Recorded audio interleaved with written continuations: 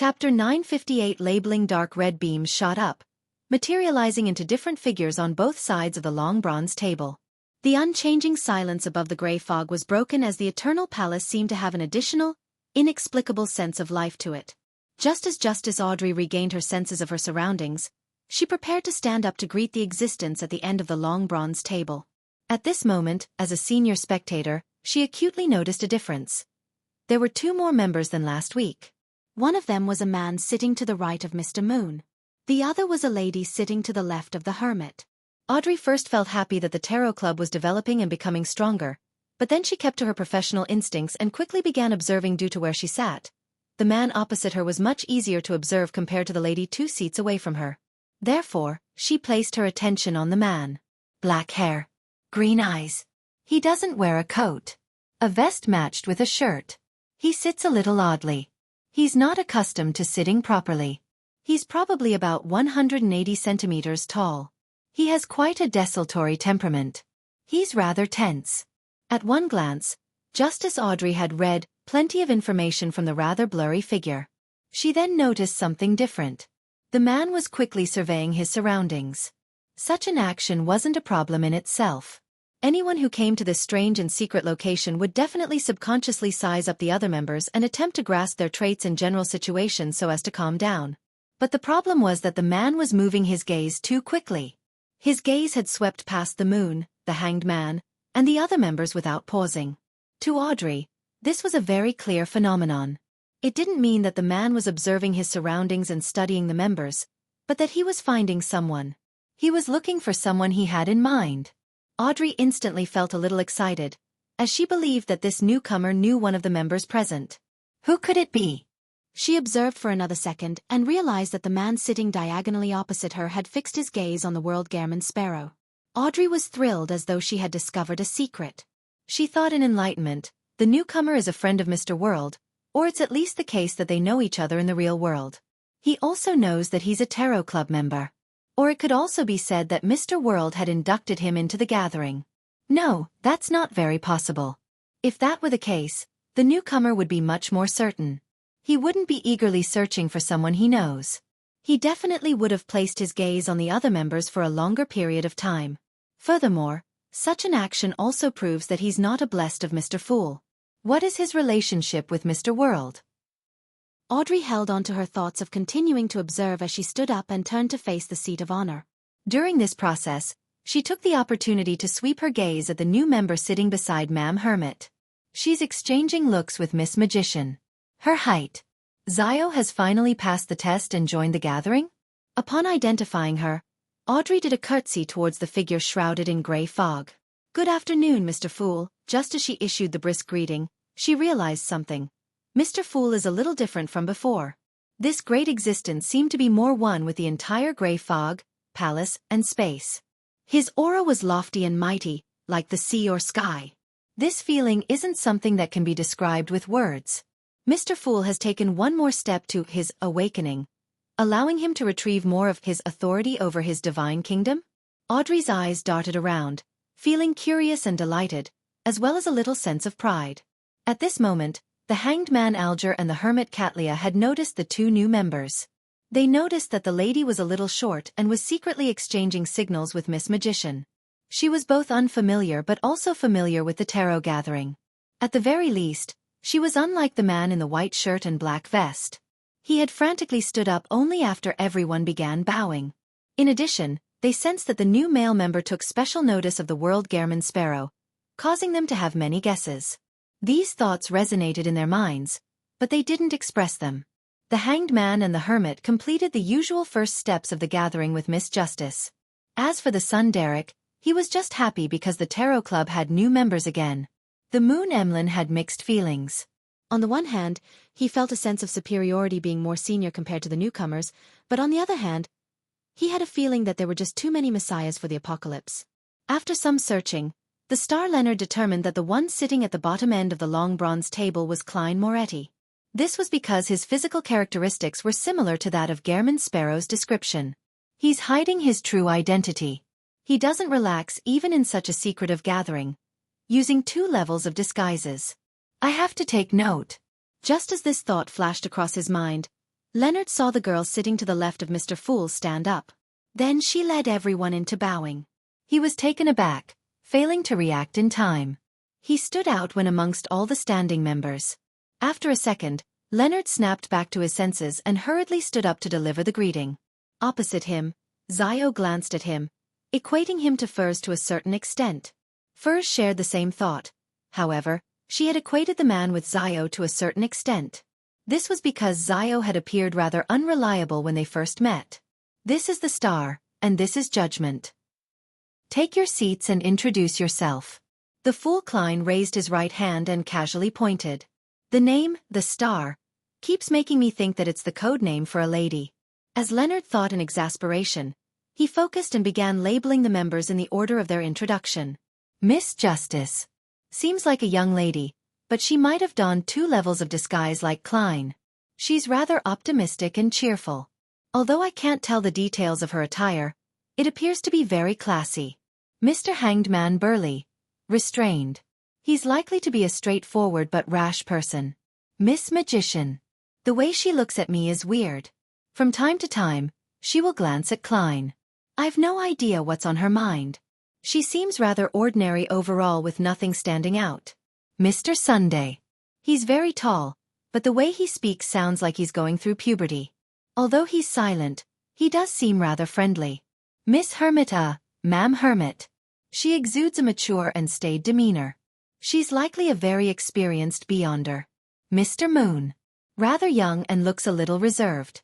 Makes me feel like I've seen him somewhere before, but I can't recall it. I'll continue observing. Miss Judgment. Very short with very obvious traits. However, I can't be sure if she has donned 2 levels of disguises. The World. Very, very gloomy. This is likely his disguise. Well, it might also be his true nature. He wasn't a demigod before, meaning that this gathering has no lack of mid-sequence beyonders. I wonder if I'm the weakest one. As Leonard was observing the other members, Judgment Xiao Dericha was also using her powers as a sheriff to extract the traits of the different members and keeping them in mind. A noble lady. Sailor or a crew member. Rather young and introverted, but it's not serious. Rather strong. The leader of at least a mid-sized team. Arrogant, of pretty good family background. Desultory, not staid. Gloomy, terrifying. Amidst their thoughts, the other members finished their self-introduction. The hermit Katlia looked towards the end of the long bronze table and said with a bow, Honorable Mr. Fool, I didn't receive any new Roselle diary pages this time. Didn't receive. Does this mean that Queen Mystic didn't reply? I wonder what Bernadette is busy with. The Fool Klein nodded and calmly replied, Begin the transactions then. As he said that, Audrey noticed the reactions of the hermit and the hanged man. She realized that they had yet to notice Mr. Fool turning loftier and sublime. Was I the only one who noticed it? Audrey darted her eyes slightly in thought, feeling somewhat poignant and a little happy. Of course, she also knew that Ma'am Hermit and Mr. Hanged Man didn't dare to look at Mr. Fool too much, especially the former. Most of the time, she only dared to look at the table edge in front of Mr. Fool. Table edge. There's an additional card of blasphemy. Audrey's gaze froze before she retracted it in pleasant surprise. With her intuition as a spectator, she was quite certain that the obtaining of the new card of blasphemy was likely to be the same matter as the World Gammon Sparrow's mental problems but with different outcomes. She hesitated for a moment and observed the area. I have nothing I need. Katlia, Derek, Emlyn, and Furs had already made preparations and were about to advance. Therefore, they didn't have any requests. Likewise for Alger, who was still digesting his potion. Instead, it was Leonard who had the desire to purchase a mystical item. However, with no one showing him an example, he was momentarily unsure how to begin. All he could do was divert some attention to considering Mr. Fool's need for Roselle diaries. After selling Tinder, he wasn't lacking in money. Furthermore, having had the experience using creeping hunger, he realized that having a powerful mystical item was rather useful. At this point, Furs looked at the silent Xiao before looking opposite her. Mr. Hanged Man, I have a material that I wish to be made into a mystical item by that artisan. She was referring to the ancient wraith powder that Xiao had. Alger shook his head. That artisan has been controlled by some members of the Rose School of Thought who believe in the primordial moon. That's all I know. The subsequent matters have been left to Ma'am Hermit to handle. Rose School of Thought. Primordial Moon Believers. Left to Ma'am Hermit to handle. Leonard and Zio looked around and suddenly realized that the gathering they were participating in wasn't as loose as they imagined. They were secretly traversing through the shadows of the world. Chapter 959. Even newcomers are different amongst themselves. Katlia turned her body slightly to the side and looked at the magician. It's a little complicated. I suggest that you wait for another 1 to 2 weeks. I'm unable to promise anything. All I can say is that there should be someone to help you create the mystical item when the time comes. Should be someone? It also means that it might not be the original artisan.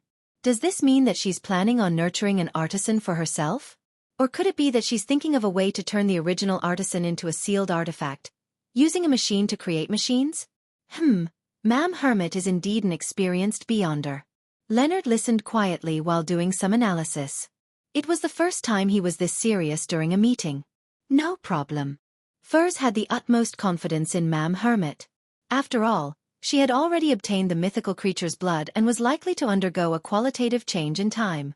At this moment, she heard the world say with a hoarse voice, "If this matter requires my help, you can get my help." To Klein, the mother tree of Desire's abnormal interest in the gray fog, as well as Emperor Roselle's warning to be careful of the moon, which made him, who was determined to figure out the secret of transmigration and the door of light, take note of matters involving the Rose School of Thought and the primordial moon believers more than ever before. Furthermore, the artisan was now involved in both matters. Katlia never expected the world to offer his help. After some silence, she nodded slightly. All right. If I'm unable to handle it, I'll seek your help through Mr. Fool. She had deliberately said, through Mr. Fool, to inform the two newcomers that the Tarot Club had a magical way of contacting one another.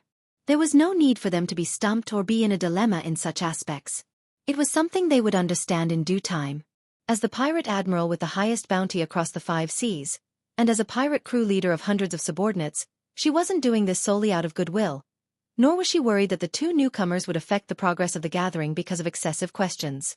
Instead, it was a way to assert dominance in front of newcomers. Of course, unless time was of the essence, leaving Katlia no time to set up a ritual, she would in fact rather summon Gairman Sparrow's messenger than trouble Mr. Fool. Seek help through Mr. Fool. Zio vaguely understood something and held back her urge to look at furs. Seek help through Mr. Fool? Leonard's thoughts raced quickly as he made a guess. Seeing that someone had begun, he relaxed a little and deliberated for a few seconds. Then he said, I need a mystical item. What kind? Audrey answered at the perfect time to prevent an awkward atmosphere from descending upon the area. Leonard verbally showed his indecision and subconsciously replied, I don't know. He only had such a plan, but he hadn't thought carefully into the details. He only realized that there was this possibility after being pulled into the gathering. Doesn't know. Is he an idiot? The fool Klein, who knew Leonard's desultoriness and casualness, resisted the urge to laugh and criticized him inwardly. Seeing everyone's gaze fall on him with mixed expressions, Leonard immediately felt embarrassed as he hurriedly added, I mean there are no limits on the type. As long as it's geared towards offense, has rather stealth-oriented attributes, and lesser negative side effects, it would be fine by me. This was to boost his nightmare's control to its full extent. At times, he could control a target by himself while Palaz Zoroast controlled the mystical item, giving the dazed opponent a lethal strike. Once he became a spirit warlock, with a natural spirit or wraith or shadow sealed in his teeth to aid him, he could do 2 or even 3 things at a time. After Mr. Starr finished his explanation, Alger didn't harp over the details. He asked, roughly what level is needed? Somewhere around a grade 2 sealed artifact but slightly stronger. Corresponding to sequence 5 or 6. Leonard had habitually described the item using the parlance of an official beyonder before switching to more common terminology. At that instant, a thought flashed across the minds of Audrey, Katlia, Alger, and Zio. Mr. Starr is an official beyonder, or at least he once was. From their point of view, although beyonders that didn't belong to any official organization would at times use the concept of grades when describing sealed artifacts, they wouldn't consider using such a vague description when precision was needed in expressing their thoughts and requests. One would often choose a method of explanation that was more direct and easier to understand. Therefore, the conclusion easily appeared. This way, things turned way more interesting. Mr. World is actually very familiar with an official beyonder. How did they get to know each other? Why would he rope in an official beyonder into the tarot club?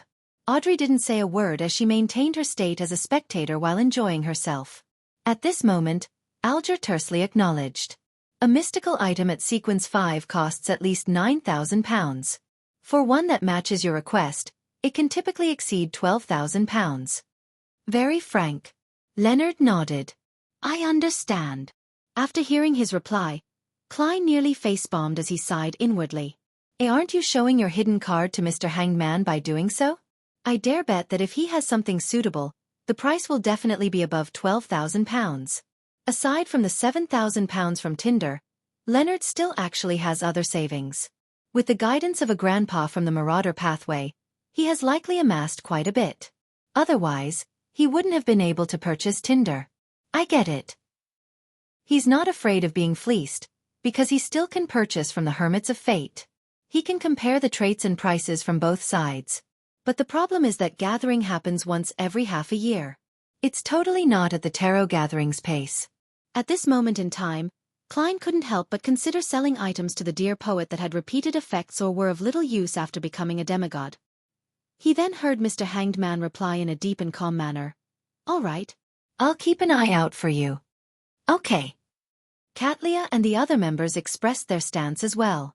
Following that, there weren't any transactions, allowing the gathering to automatically enter the free exchange segment. Without waiting for Mr. Hanged Man to inquire, Derek raised his hand and said, I'm already back in the City of Silver. The chief has informed me that we will begin another round of preliminary explorations of the Giant King's court shortly. Does he mean that I should make use of this time to advance to become a priest of light? Giant King's court? Explorations of the Giant King's court? Leonard cast his gaze to the pubescent youth 1 seat away from him in surprise. From what he knew, the Giant King's court had already been destroyed long ago in the second epoch. Pallas Zoroast, as an angel, had already said that it had vanished from the rivers of time.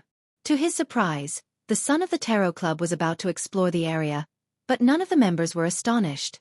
Yes, not one of them. Leonard subconsciously looked at Miss Judgment, who was also a newcomer, but he realized that she was apparently aware of this and had remained rather calm. This Miss Magician has privately kept Miss Judgment up to speed. Only Leonard doesn't know anything. The fool Klein leaned into his seat and seriously analyzed himself. After he pulled Leonard above the gray fog and assigned him the star card, he had ignored him. He didn't even write to him or introduce the Tarot Club's general situation to him. Compared to women, men truly aren't meticulous with the details.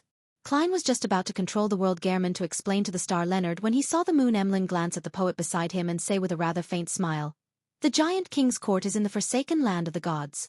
After saying that, he ignored Leonard's reaction, and he said to the son, Have you obtained the ingredients to Priest of Light? He knew that someone had only received the formula just 1 to 2 weeks ago. Yes, I've gotten it from Mr. World, Derek answered honestly, but he didn't go into the details of the transaction.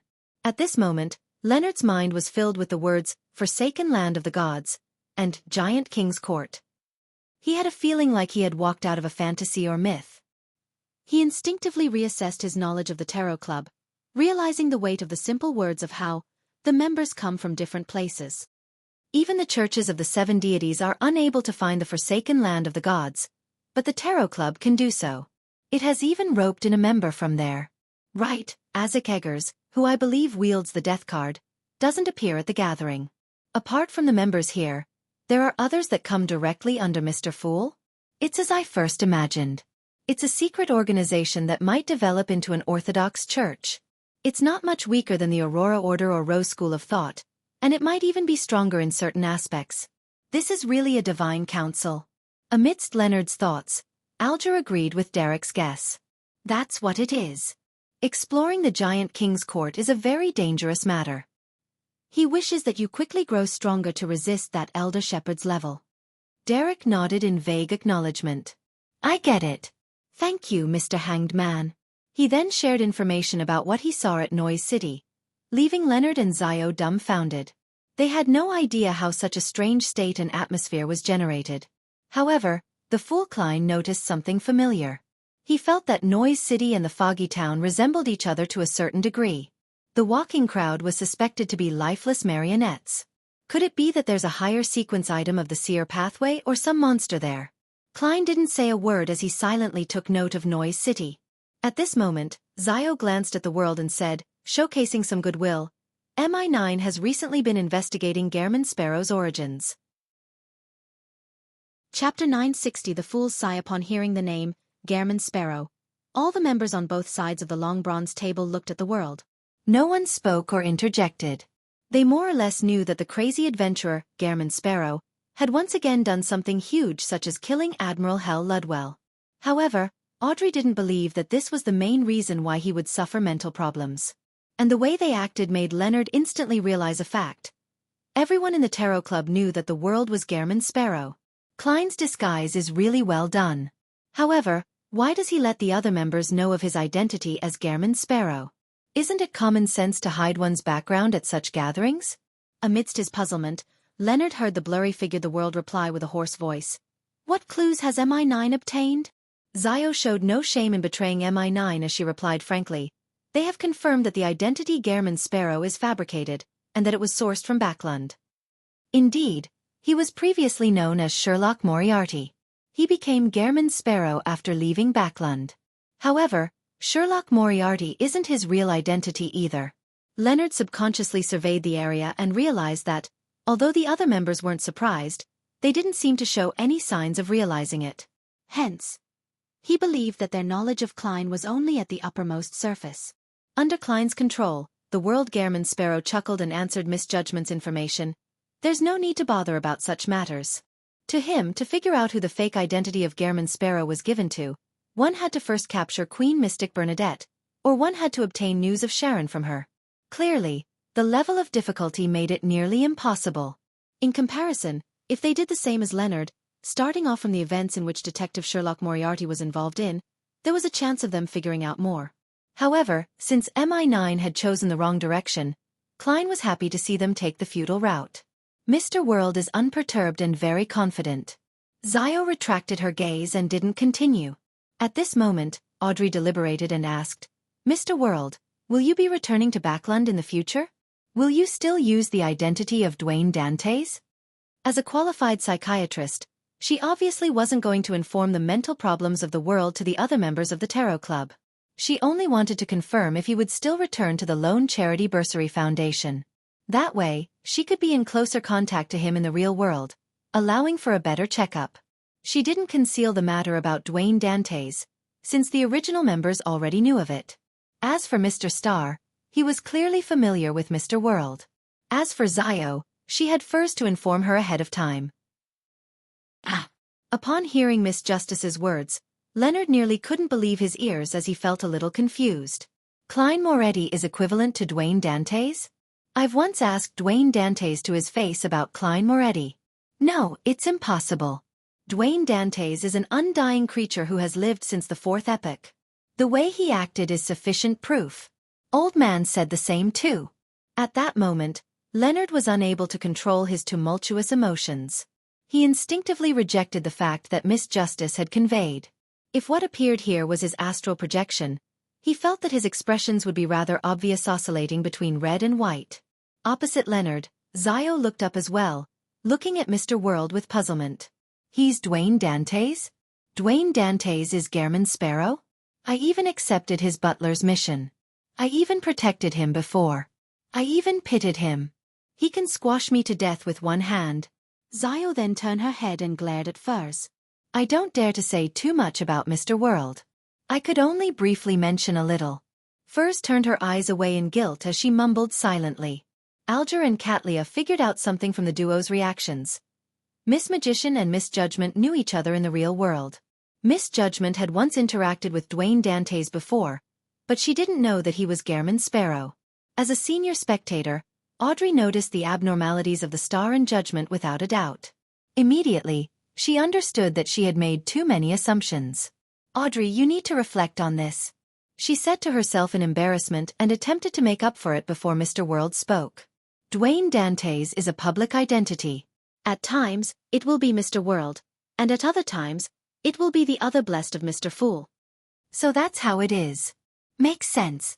Leonard's mind stirred as he instantly accepted Miss Justice's explanation and figured out many different matters. The Dwayne Dantes that appeared during the period before the breaching of St. Samuel Cathedral's Cheney's Gate was likely Klein. The periods before and after that was the other blessed of Mr. Fool. That death consul? Indeed, he's an undying creature who lived since the fourth epoch. Old man's old friend. Yes, it might be other blessed I'm not aware of, but their levels definitely aren't too low. Other blessed. Does that mean Klein is also considered Mr. Fool's blessed? It's no wonder Mr. Fool said that he comes here and participates in the gathering, but the experiences are different from mine. It's because he's a blessed and enjoys the benediction of Mr. Fool, so he also has the ancient aura. It's why old man doesn't realize that Dwayne Dantes is played by different people? This explains my previous question. As a blessed, Gehrman Sparrow doesn't need to keep his identity a secret. But to Judgment Zio, Dwayne Dantes being a public identity, or him being Gehrman Sparrow was not her concern. The reason why she overreacted was because, after realizing the truth, she felt embarrassed at all her various thoughts back then. Seeing the atmosphere return to normal, Klein heaved a sigh of relief inwardly and controlled the world Gehrman Sparrow to answer Miss Justice's question. Yes. When the time comes, there might be certain matters that need all of your help.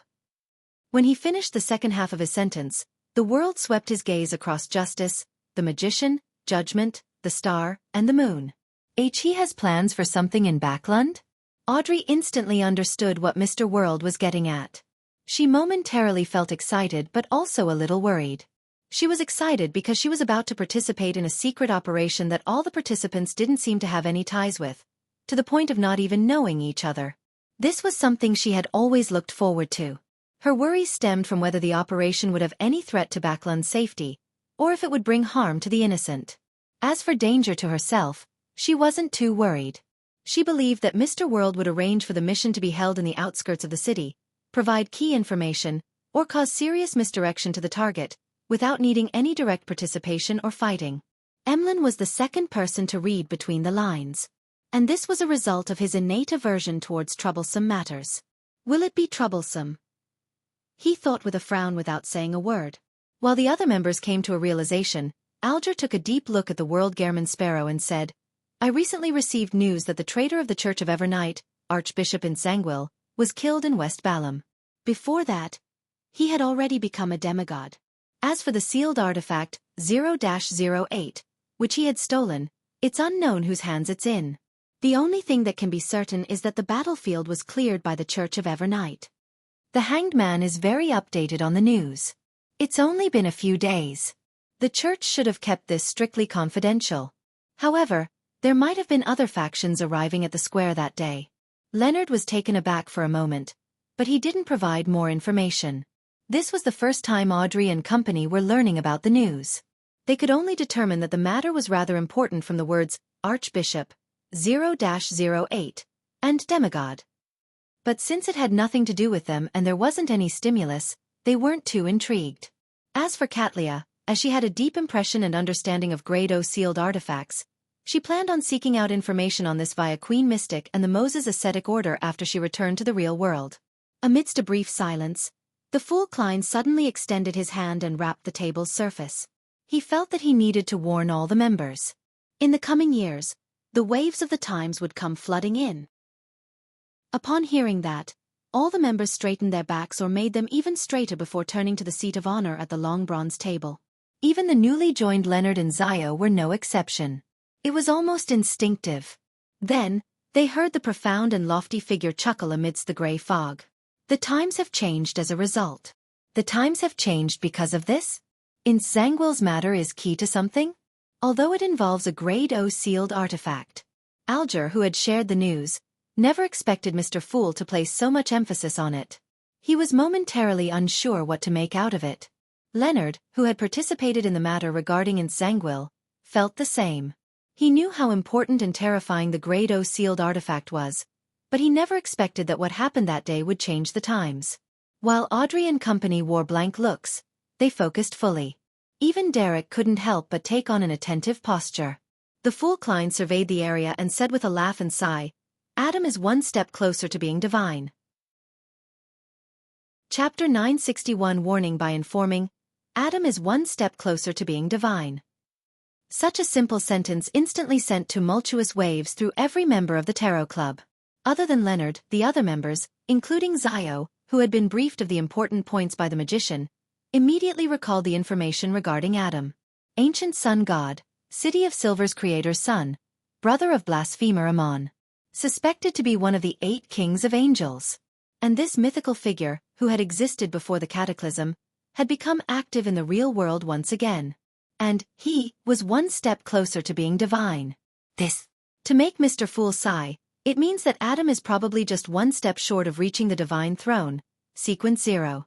There's a chance that he might make that step at any moment.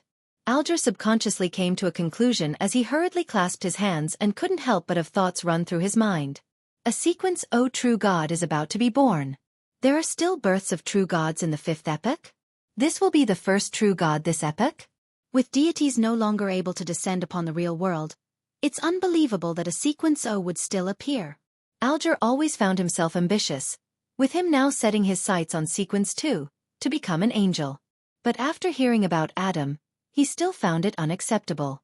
One had to know that the last one to become a sequence O true god was the former god of craftsmanship, the present god of steam and machinery. And that happened in the late 4th epoch. Since the 5th epoch, over 1300 years, there hadn't been any new existence reaching the divine throne. It's no wonder Mr. Fool said that the times will change as a result. Amidst Catlia's scattered thoughts, she suddenly came to a realization as though she could see the waves that marked the end of an epoch flooding over. Having already gathered the ingredients and being in the process of making preparations for the sequence 4 ritual, she believed she had the chance of attaining divinity in the near future to change her existence. She was still reeling in joy, anticipation, and unease. But at this moment, she suddenly felt a baffling sense of horror.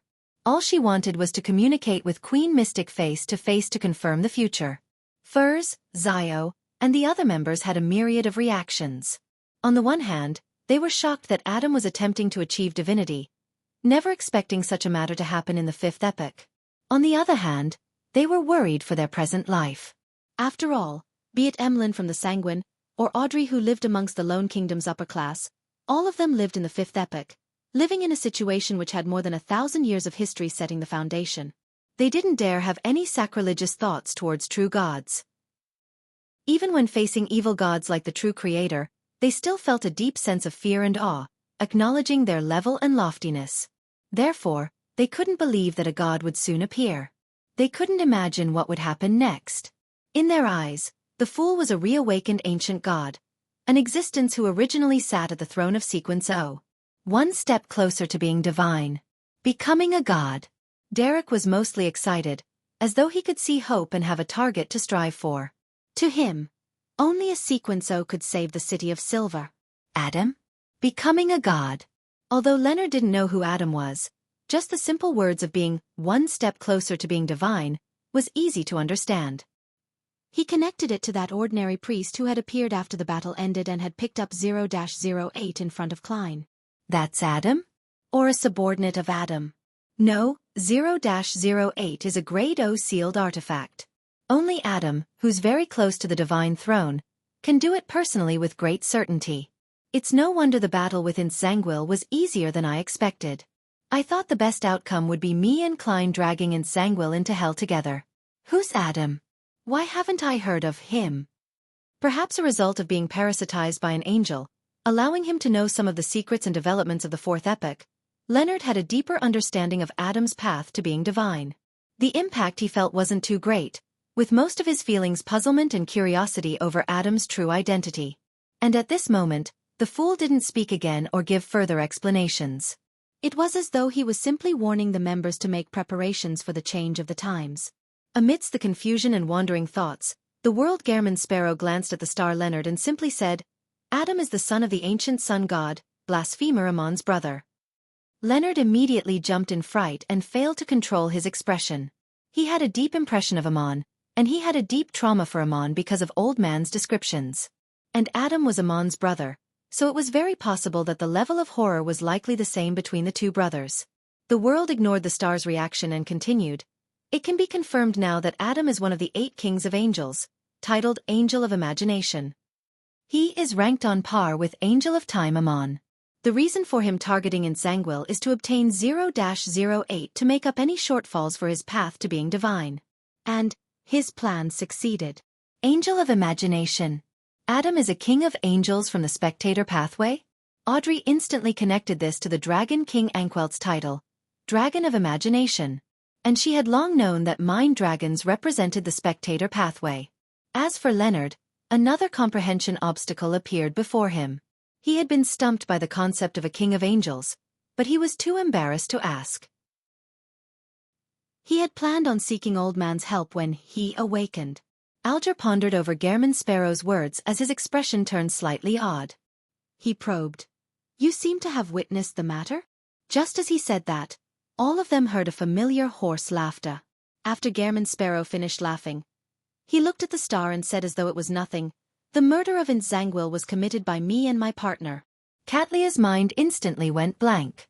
She could accept that Gehrman Sparrow could easily finish off Admiral Hell, but she couldn't imagine that he would one day kill a real Sequence 4 demigod. Katlia quickly calmed down because, with a king of angels involved in the battle, it was possible that a Sequence 5 could kill off a heavily injured demigod due to various coincidences. Furthermore, he had a partner. Audrey read confidence from the world's tone. She couldn't help but ask out of curiosity, Mr. World, have you already become a demigod? The world didn't give a direct answer as he chuckled. In the future, all of you can entrust matters involving demigods to me. Every member present figured out the meaning in between the lines. He had become a genuine Sequence 4 demigod. Furthermore, he was the kind who had the ability to kill peers at his level. At that instant, Katlia became abnormally calm. She tried hard to recall everything that she had seen and heard regarding Gehrman Sparrow. She was very certain that he was only a Sequence 6 before the visit to the ruins of the battlefield of gods. He relied on the glove to match a Sequence 5. As for Gehrman Sparrow's search for mermaids without hunting any of them, it implied that it was a requirement of a ritual. This meant that he had indeed advanced to Sequence 5 back then. His various performances after that proved this point. Today, it had only been about 3 months since Gehrman Sparrow stepped into the ruins of the battlefield of the gods, but he had already advanced to Sequence 4, becoming a demigod existence. This overturned Katlia's understanding of the world. She wasn't too old, with her age being less than 30. But to reach Sequence 5 and gain the title of Admiral of Stars, it took her about 7 to 8 years. It was only in the past 1 or 2 years did she have the confidence to attempt to breach the gate to become a demigod. With her starting to make preparations, she believed she was already far ahead of the pack. Mr. World is impressive. He became a demigod so quickly. Derek sincerely felt joy. His idolization for Mr. World grew more intense as he hoped that he could be like him, becoming a demigod at the fastest speed possible. Audrey was both alarmed and delighted. Following that, she gained an understanding towards the abnormality in Gehrman Sparrow's mental state. From the looks of it, his low spirits, gloomy, and depressed feelings happened after he became a demigod. These are the negative effects accumulated from potions. It's just like how I nearly lost control when I became a psychiatrist. Also, after becoming a Sequence 4 and gaining godhood, he could naturally penetrate more of reality. He then realized that he had been sleeping for a very long time. His family had passed away, making him lose his goals. How pitiful! With his warm nature, he must have had deep feelings for his family and friends. However, I'm so envious. Does being Mr. Fool's blessed make one advance so quickly? I also wish to become a demigod early. Mr. Fool's mentioned that the times have changed as a result, leaves me fretting. While Emlyn and the other members were still in shock, Alger, who also shared the same feelings and felt deep envy and jealousy towards Gehrman Sparrow, had other thoughts. As Mr. Fool's blessed, Gehrman Sparrow's embroilment with this king of angels and 0-08 matter clearly isn't an accident. On the contrary, it might be more reasonable that it's a mutual plan between Angel of Imagination Adam and Mr. Fool. That will explain it. 2 mythical figures that existed before the cataclysm. One is awakening, and the other is making an advancement, the two secretly coming together. Amidst his thoughts, Alger had another idea. Since Adam had obtained 0-08 and opened the door to the divine throne, what about Mr. Fool? What benefit did he get in this matter? Subconsciously, Alger turned his body and slightly bowed his head to look at the seat of honor. He didn't dare look directly, and could only look through the corner of his eye. Chapter 962 being known almost instantly, Alger discovered that Mr. Fool was somewhat different than before. In the past, although Mr. Fool was distant and profound, making him appear unfathomable, as though he was looking down upon everything from above, that was all. It wasn't like he was now.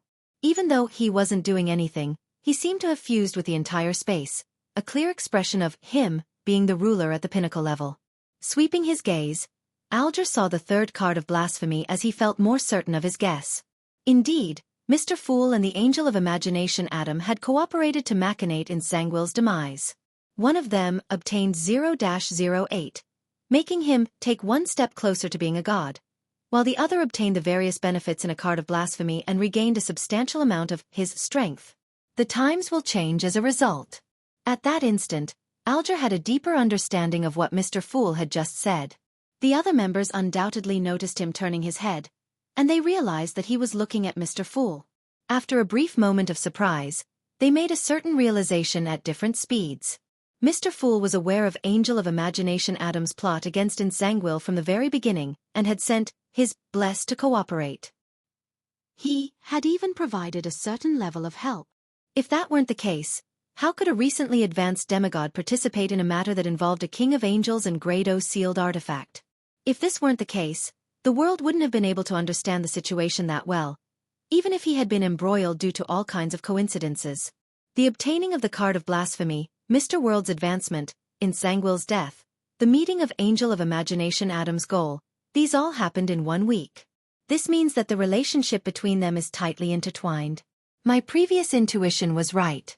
The obtaining of a new card of blasphemy and the appearance of an abnormality in Mr. World's mental state were the different outcomes of the same matter. Audrey nodded very slightly as she confirmed her theory. Leonard was increasingly convinced that in Zangwill's matter was more complicated than he had imagined. Apart from King of Angels Adam, there were likely other important figures of similar levels appearing back then. Otherwise, Amon's brother, the son of the ancient sun god, had no need to seek out Mr. Fool's help. After all, no matter how powerful or terrifying 0-08 was, it was incapable of comparing with the blasphemer as described by Old Man, as Adam and Amon were likely on par with each other. The evil spirit that Klein pulled into the underworld probably isn't simple. It's definitely not something that, being from the hunter pathway, would be enough to describe it with. Klein's participation in the matter regarding Zangwill isn't solely for revenge, but is also due to Mr. Fool's orders. As Leonard sighed, he didn't generate any negative feelings. Instead, he was secretly relieved. From his point of view, this was a very ordinary situation. Mr. Fool's agreement in convening such a gathering to establish a corresponding organization while hosting it as a deity was definitely not because he solely wished to make the area more lively or being done out of goodwill. He definitely had his goals and needs that he wished blessed like Klein or members like him could complete. Therefore, seeking revenge on Zangwill and accepting Mr. Fool's mission wasn't in conflict. The latter didn't reduce the former's meaning and importance. As for why he was relieved, it was because Leonard believed that Mr. Fool's clear expression of his goals had made it better than having everything chaotic and unknown. He didn't need to guess or wait with trepidation. He originally had intense wariness for Palez Zoroast precisely because he wasn't sure of his true motives. At this moment, the Fool Klein didn't say a word. He didn't confirm or deny the members' guesses and theories. Controlling the world, he made him continue. Adam might have established a very secretive organization, and it has been secretly steering the development of the times. Many important figures you might never have expected are members of this organization. They would machinate one matter after another. Also, after leaving this place, do not say or write down Adam's name, including his title. Try not to think about such matters, because he has the trait of any mention of it will be known. The more you know about him, the more he might know about you. This is somewhat similar to 0-08. After hearing Mr. World's description, Audrey instantly recalled learning of the mysterious organization from Mr. Fool, the Twilight Hermit Order. This made her quickly come up with a corresponding theory. The King of Angels Adam was the leader of the Twilight Hermit Order. The Angel of Imagination was a member of the Spectator Pathway. Likewise for 0-08. Therefore, any mention of it will be known, was a beyond a power of this pathway at higher sequences. Likewise for the more you know of it, the more it knows of you. Impressive. But won't this be rather noisy? Audrey momentarily looked forward to it with envy while also feeling worried and puzzled. Any mention of it will be known. So the organization behind the assassination of Duke Negan, the one backer behind Kalangos, was established by King of Angels Adam. Alger was first somewhat enlightened before his expression fell. He began to suspect that the primitive island that he had previously explored was related to this secret organization. This was because Kalangos had once ventured deep into it and discovered several items. Furthermore, the final disappearance of the island had resembled the powers of the Dragon of Imagination as described by the Sun. Putting the two together, Alger couldn't help but come up with such a theory as he made a deeper realization that Mr. Fool's cooperation with the Angel of Imagination had started when he and Gairman Sparrow stepped into that primitive island. He was more convinced that it was the truth because after the existence in that island's ruin awakened, the only thing that happened was a sigh. He and Gairman Sparrow weren't stopped from leaving. So that's how it is. The way important figures set up their ploys are truly well concealed. I didn't notice it at all back then. The games between gods are truly complicated. Perhaps only Sequence 1 Beyonders or even King of Angels are qualified to participate. Alger sighed as he felt a baffling sense of desire. Furs had already forgotten the mysterious organization which Mr. Fool had mentioned previously. Only when she heard any mention of it will be known did she recall that it was related to Duke Negan's assassination. However, she wasn't concerned about this problem but something else. Back when she was informing Zio about the general situation of the Tarot Club and the general knowledge, she had mentioned Adam's name. Adam has the trait of any mention will be known? This. Zio and I are known by him? Furs instantly felt horrified as she couldn't help but turn her head and cast her gaze to Zio. She had learned that Adam was the son of the creator from Mam Hermit. Furthermore, she had never emphasized to not mention the King of Angels' name in the outside world. I've mentioned Adam in the real world, Furs said with a clear stammer. Zio's nerves were taut as though a venomous snake had crawled into her clothes and was sliding across her back. Katlia tersely acknowledged. No need to worry. Although not many people know of Adam and Amon, there's no lack of them. I've mentioned his name on several occasions. As long as the words you mention doesn't involve any secrets, I believe he will only observe you for a moment before casting his gaze elsewhere. She was rather certain when saying that because, in the Moses ascetic order that had been pursued by knowledge, Adam's existence wasn't a secret. People often mentioned him. At this moment, her mind was filled with another matter. Could it be that the secret, ancient organization that Emperor Roselle joined was the one that King of Angels Adam established? Furs hurriedly tried recalling and said somewhat hesitantly, there were mentions involving the Forsaken Land of the Gods, the Giant King's Court, Amon, King of Angels and other knowledge. Would that be a problem? She was very happy that she had never mentioned the words, Tarot Club, or described the other members. At most, she mentioned that the gloomiest was Gairman Sparrow. Katlia thought and said, at your sequence, discussing knowledge at that level is indeed strange. However, if Adam were to delve deeper, he will realize that you're related to the Abraham family. It's quite normal to be aware of this information. What you need to pay attention to is that any major matters involving the Abraham family will require you to be wary of Adam. How do I be wary of him? Furs forced a helpless smile as she glanced at the seat of honor at the long bronze table. Then she looked back at the hermit and said, thank you for your analysis. As Mr. Fool hadn't said anything, she decided to believe Mam Hermit's words. At this moment, Klein sighed inwardly. Back when Katlia mentioned Adam during the tarot gathering, he wasn't aware that Adam's name wasn't to be verbalized, nor did he know that he was related to the Twilight Hermit Order. It was only when he entered Grozelle's travels and learned from ascetic Snowman about Adam being the Angel of Imagination that he grasped this point and came up with the theory. After seeing Mr. Door's warning from Emperor Rozelle's diary and gained preliminary confirmation, he ultimately lacked the opportunity to warn the various members. Furthermore, the way the Archbishop of the Church of Steam casually mentioned Adam's name made him believe that many people in the real world knew of Adam and that it wasn't taboo. Furthermore, Adam might not be his full name. He wasn't in a rush to guide the conversation towards this, but he was waiting for an opportunity. Any mention of it will be known? The organization established by Adam is really impressive. Is this the target our tarot club is aiming at? As Emlyn reflected over it poignantly, he gained a clear picture of the tarot club. He had previously been figuring out a category for the tarot club. He realized that it wasn't like an orthodox church, and it was unlike the other secret organizations. Apart from being a Messiah alliance, there wasn't anything too special. It muddled his analysis. And today, he finally confirmed that the early development of the Tarot Club could match Adam's organization. Knowing 0-08's trait, Leonard wasn't surprised that Adam had a similar trait. He was more concerned about the organization with many important figures participating, as well as the Abraham family which Ma'am Hermit had mentioned. He had once heard Palaz Zoroast mention, this family's standing in the fourth epoch was very high. Chapter 963 Problem with Intelligence. According to what Leonard knew, amongst the major noble families of the fourth epoch's Tudor Empire, the Abraham family was ranked first. It was even stronger than the Amon family who had the blasphemer. Of course, he couldn't be certain if the Amon family didn't have any members, that it was all filled with the Son of God's avatars. Miss Magician is actually an important member of the Abraham family. Everyone here isn't to be trifled with. Is this what's called a gathering of protagonists? Leonard first sighed before he made a self-deprecating comment.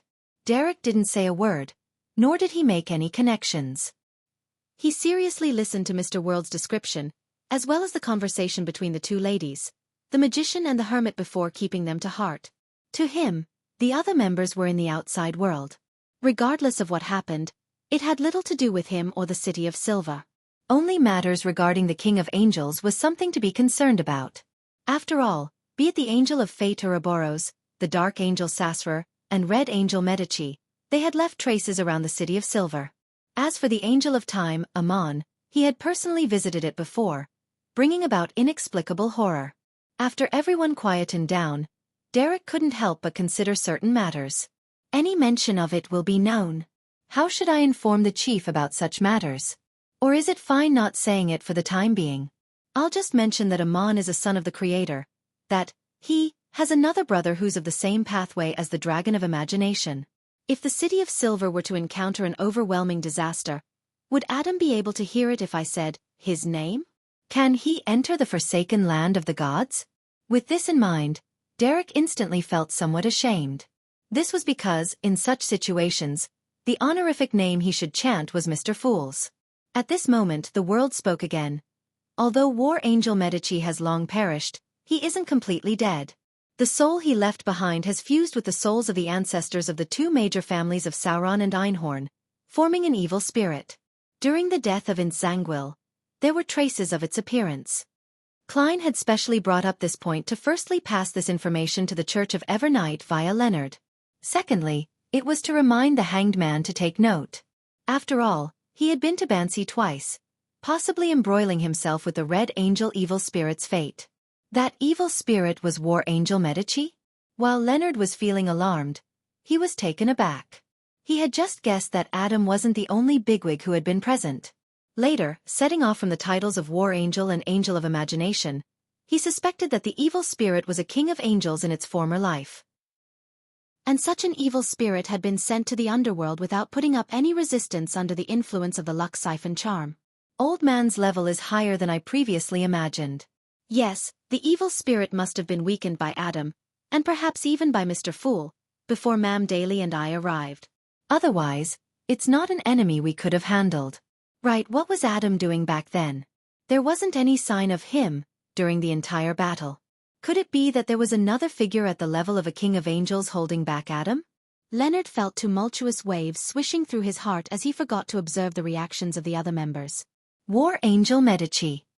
He perished and became an evil spirit. Bansi was the place his descendants lived. He was one of the founders of Rose Redemption. Alger quickly linked up the pieces of information and learned many new things. That mural I saw in the Bansi Harbor Telegraph Office must have been drawn by that evil spirit. The World Gairman Sparrow had gotten me to head to Bansi Harbor to search for traces in order to grasp that terrifying evil spirit's location. It was to prevent his subsequent plans from being disrupted. Thankfully, I didn't destroy that mural. Otherwise, I might have caught the notice of the evil spirit. While Alger sighed in relief, he felt increasingly alert. He planned on getting the Blue Avenger to leave Bansi Harbor and head for the northern front of the Sonia Sea to investigate the matter Mr. Fool had previously given him. Audrey, Katlia, and the other members listened attentively as they kept it in mind without making too many connections. This was because the matter the world was describing contained information that mostly consisted of key and rich points, and lacking the additional experiences and knowledge, they were unable to expand on the matter. After sharing the information that everyone needed to take note of, the world chuckled hoarsely. That's about it. After a brief silence, Emlyn straightened his back and looked ahead. An important figure from my kind will arrive in Backland, and a meeting with me has been arranged. After a pause and seeing how no one responded, he cleared his throat and asked, "How should I deal with him?" "Him." Another angel. Leonard felt numb as he noticed something. Mr. Moon had mentioned the concept of his kind, and he had red eyes. Leonard was taken aback as he thought to himself, "He's a sanguine? Sanguine. Don't tell me he's Emlyn White from the Harvest Church?" He had been close to Klein's identity as a detective. Leonard couldn't help but look at the Moon's side profile and figure a few more times. The more Leonard looked at him, the more familiar he appeared. He was almost certain. Without any doubts, Emlyn noticed the star sizing him up, just as Audrey was surprised and excited to confirm that Mr. Star had suddenly realized he knew Mr. Moon. "Did I say something wrong?" That fellow, the Star, looked somewhat astonished. "He knows me in the real world? Do I know him?" A series of thoughts flashed through Emlyn's mind as he subconsciously sniffed, trying to catch the scent of the new member beside him. However, the gray fog ensured that he failed. As he surveyed the area and waited for the Hanged Man, the Hermit, and the world to provide him with an analysis and suggestion, he tried hard to recall if he had met someone like the Star. Gradually, he felt a sense of familiarity, but he couldn't recall who it was due to the superficial impression the person left on him. At this point, Audrey recalled another problem. Mr. World and Mr. Star know each other, and Mr. Star knows Mr. Moon. Then, does Mr. World know Mr. Moon? She subconsciously sized up the person at the lower end of the long bronze table, but she failed to read anything of use from the World Gairman Sparrow. As for Alger, he turned to look at the Moon after a few seconds of thought. He said with some deliberation, "Mr. Fool just mentioned that the times are changing. Although the important members of the Sanguine might not know of the ins and outs, at their level, they will more or less sense something and make preparations. The reason that this important figure wishes to meet you is both a probing action and surveillance. You just need to act as you usually do, but there will subsequently be some tests and missions." As I imagined, a second test and mission will begin. I wonder what revelation the ancestor has given. Emlyn nodded and said to the Hanged Man, "Thank you." With the question answered, Furs, who had been holding back all this while, finally spoke. "Mr. Moon, the intelligence you gave me regarding the abandoned ancient castle was highly problematic. There were 2 ancient wraiths, but in the underground area was a door. Sealed behind the door is a powerful corruptive power. As long as one enters the region where the ancient wraiths are, they will be corrupted." This. Emlyn frowned slightly. He wasn't enraged, and he instead felt that her description was completely right. If the person who had provided the intelligence knew that there were 2 ancient wraiths, he wouldn't have ignored that door. As a cultured and noble Sanguine, Emlyn never wished for anyone to incur any losses or harm because of his mistakes or neglect. He was rather perturbed by this as he thought and solemnly said, "I will investigate the source and provide you with an answer." As Furs had returned safely, she didn't mind it too much. She tersely answered, indicating that she was awaiting the outcome. As for being saved by Mr. Fool, with it happening once a month or even twice a month, she had already lost count. She was prepared to do anything Mr. Fool instructed her to do in the future. After they finished their conversation, Audrey was somewhat concerned. She asked out of curiosity, "Do you know what brought about that corruptive force?" Furs shook her head. "I don't know." With Mr. Fool not sharing any information, and how she didn't have any Roselle diary entries to exchange for the answer to the card of blasphemy, Audrey retracted her gaze and attentively listened to the conversation of the other members. After a while, the learning segment came to an end as the Tarot Club drew to a close. The members stood up and bowed at the existence at the end of the long bronze table to bid him farewell. This time, Leonard didn't appear too slow. The dark red light dissipated as he returned to the real world. In front of him was a red glove he hadn't worn. At this moment, a slightly aged voice suddenly sounded in his mind. "Whose dream did you enter a moment ago?" "Old man has woken up." Leonard was first delighted before he heaved a sigh of relief. He didn't immediately answer Palez Zoroast as he deliberated over an answer. Say, it is possible that, at certain times, Dwayne Dantes is Isaac Eggers who's disguised using some particular item? After learning that Dwayne Dantes was a shared identity, he began doubting Old Man's original theory. This was because this parasite had came to a conclusion based on the different appearances and auras of Isaac Eggers and Dwayne Dantes. Furthermore, not every one of Mr. Fool's Blessed looked identical to Dwayne Dantes, nor were every one of them beyonders of the seer pathway. Therefore, since a shared identity was needed, it meant that they wielded a mystical item or sealed artifact that allowed them to transform into someone else. Together with the ancient aura of being a blessed causing some interference, it wasn't impossible for an angel to make an error in judgment. Pallas Zoroast fell silent for 2 seconds before saying, "You reminded me. Isaac Eggers does have a mask that allows him to transform into anyone." Chapter 964 Medici's cause of death as expected. After confirming his hypothesis, Leonard didn't harp on the matter as he returned to the topic at hand. "Old man, didn't you ask whose dream I entered?" "Yes, on the day we sought revenge against Insanguil, Amon's brother and a king of angels appeared." In his mind, the slightly aged voice didn't immediately reply. After a few seconds, there was a sigh. "It's just as I expected. Matters related to 0-08 will often attract Adam. Thankfully, I chose to sleep ahead of time." Leonard didn't have the time to ponder over Pallas Zoroast's words as he instinctively cried out, "Old man, why you said his name." Adam's gaze was about to be cast over, or might have already landed on them. The slightly aged voice chuckled. "You actually know about Adam's trait. However, me mentioning him doesn't matter. He will only imagine that someone else is talking about him. Of course, there's no need for you to know too much. That will definitely make you occasionally think of it. Once that happens too frequently or at a close physical distance, Adam will also know of it, just like 0-08. Furthermore, 0-08's influence is limited to a huge city, while Adam's is the entire world. As horrifying as Amon. Another form of horror." Leonard composed himself and forced himself to stop thinking about Adam as he ruminated over what Pallas Zoroast had said. Suddenly, he nearly blurted out without suppressing his voice, "Old man, did you sleep not because you were weak, but because you were afraid of encountering Amon's brother?" "Ahem." Pallas cleared his throat. "It was a result of both reasons, but they don't contradict one another. After giving you the 2 worms of time, my condition deteriorated again. Under such circumstances, how am I to deal with a king of angels and conceal my existence? I'm already old and feeble. There's no need for such developments, so it's almost necessary for me to hide." Leonard was momentarily at a loss for words and said after a few seconds, "Amon and his brother should be older than you. The ancient sun god is an ancient god before the cataclysm." Without waiting for Pallas Zoroast's reply, he heaved a sigh of relief. "That is to say that, because of your act of sealing yourself and sleeping, that king of angels didn't discover a problem with me?" Pallas chuckled. "No, it was discovered." Leonard's expression sank as he nearly looked around frantically. He suspected that Adam was sitting in some corner, silently listening to his conversation with Old Man. At this moment Pallas Zoroast added, "You were very close to him. Do you think you can hide from a king of angels who has accommodated the spectator pathway's uniqueness? Besides, you likely cried out, 'Old man,' impolitely at the most critical moment."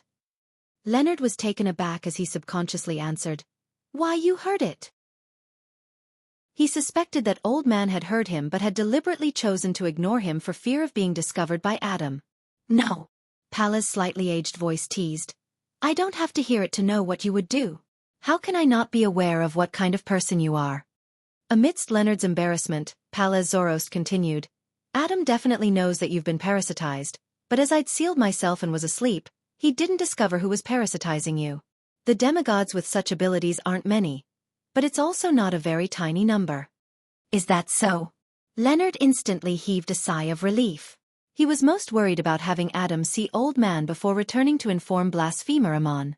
With this in mind, Leonard raised a question he had been wondering all this while. "Old Man, what's a king of angels?" Pallas Zoroast didn't ask where Leonard had learned of this concept as, he simply explained, "Those that exceed sequence 1 but have yet to become a deity. If we are specifically talking about the 8 kings of angels, apart from those that meet the previous definition, they're the ones who served the ancient sun god before the cataclysm." What does it mean to exceed Sequence 1 but have yet to become a deity? How is that achieved? By accommodating the so-called uniqueness? Leonard had the intention of asking, but he suspected that Old Man wouldn't answer in detail. He gradually decided to first talk about other matters before finding an opportunity to raise this issue again. He deliberated for a moment and said with a suppressed voice, "During the battle for revenge within Zangwil, I faced immense adversity, to the point of not being able to look at my enemy head-on, much less use the Lux Siphon charm. When seeking your help failed, I chose to chant Mr. Fool's honorific name and had received a response. After everything ended, I found myself heading for an ancient palace as though I was dreaming. It was above the boundless grey fog." Before Leonard finished his description, Pallas, who had been listening quietly, cut him off. "You met the fool?" "Yes. His aura is vastly deeper than the sea, loftier than the mountains. His figure was cloaked in the grey fog, preventing anyone from seeing it clearly." Leonard recalled his encounter and described in a poetic manner. "He established an organization, holding a divine council true one every Monday afternoon. I'm already one of the members." Pallas fell silent once again and didn't say a word for quite some time. Only after a while did he say, "The fool allowed you to tell me this?" "Yes."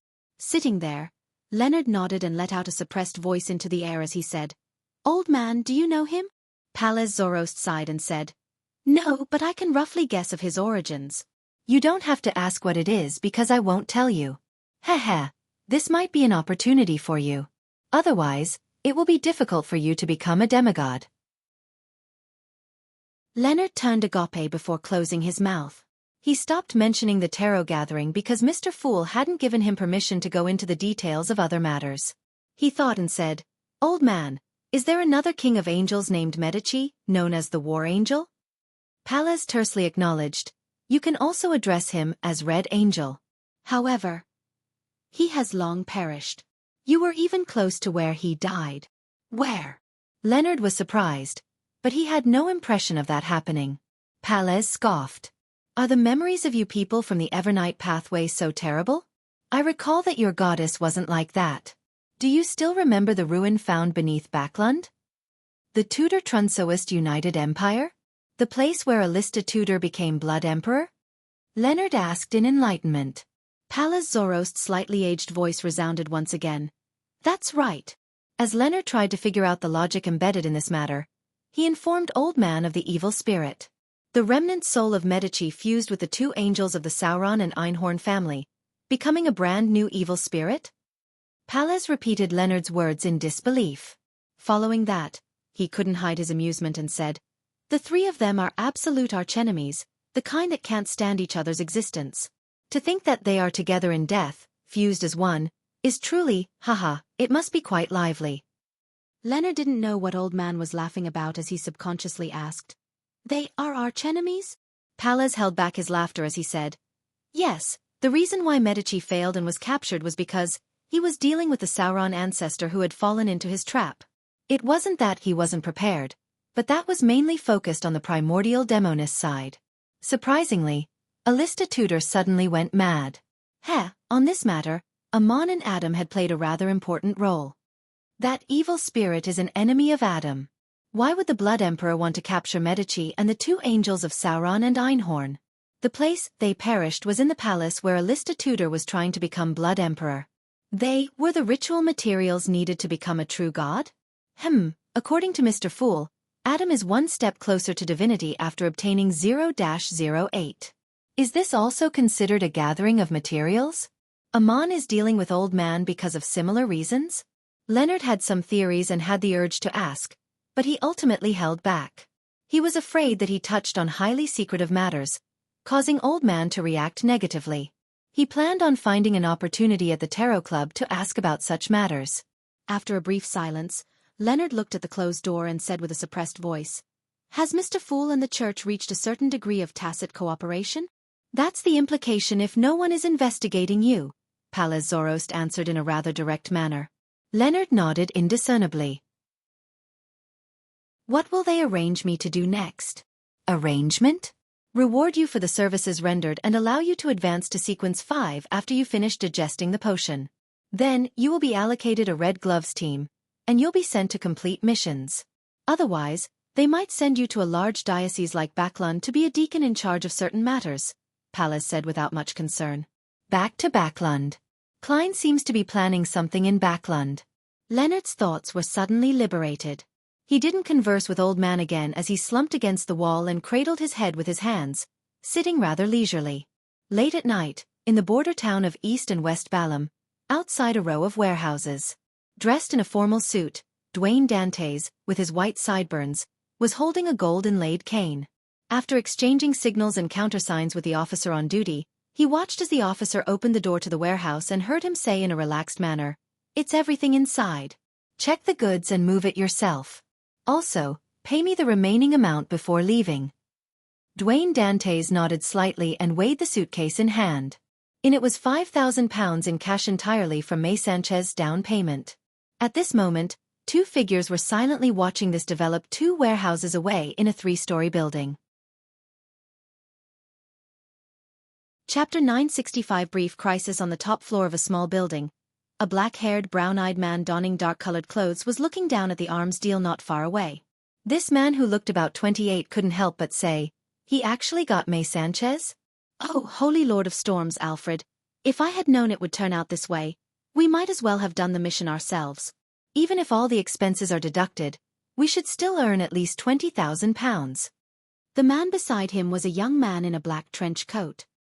He looked about 24 and had a head of resplendent blonde hair and blue eyes that resembled a lake. He had pretty good looks.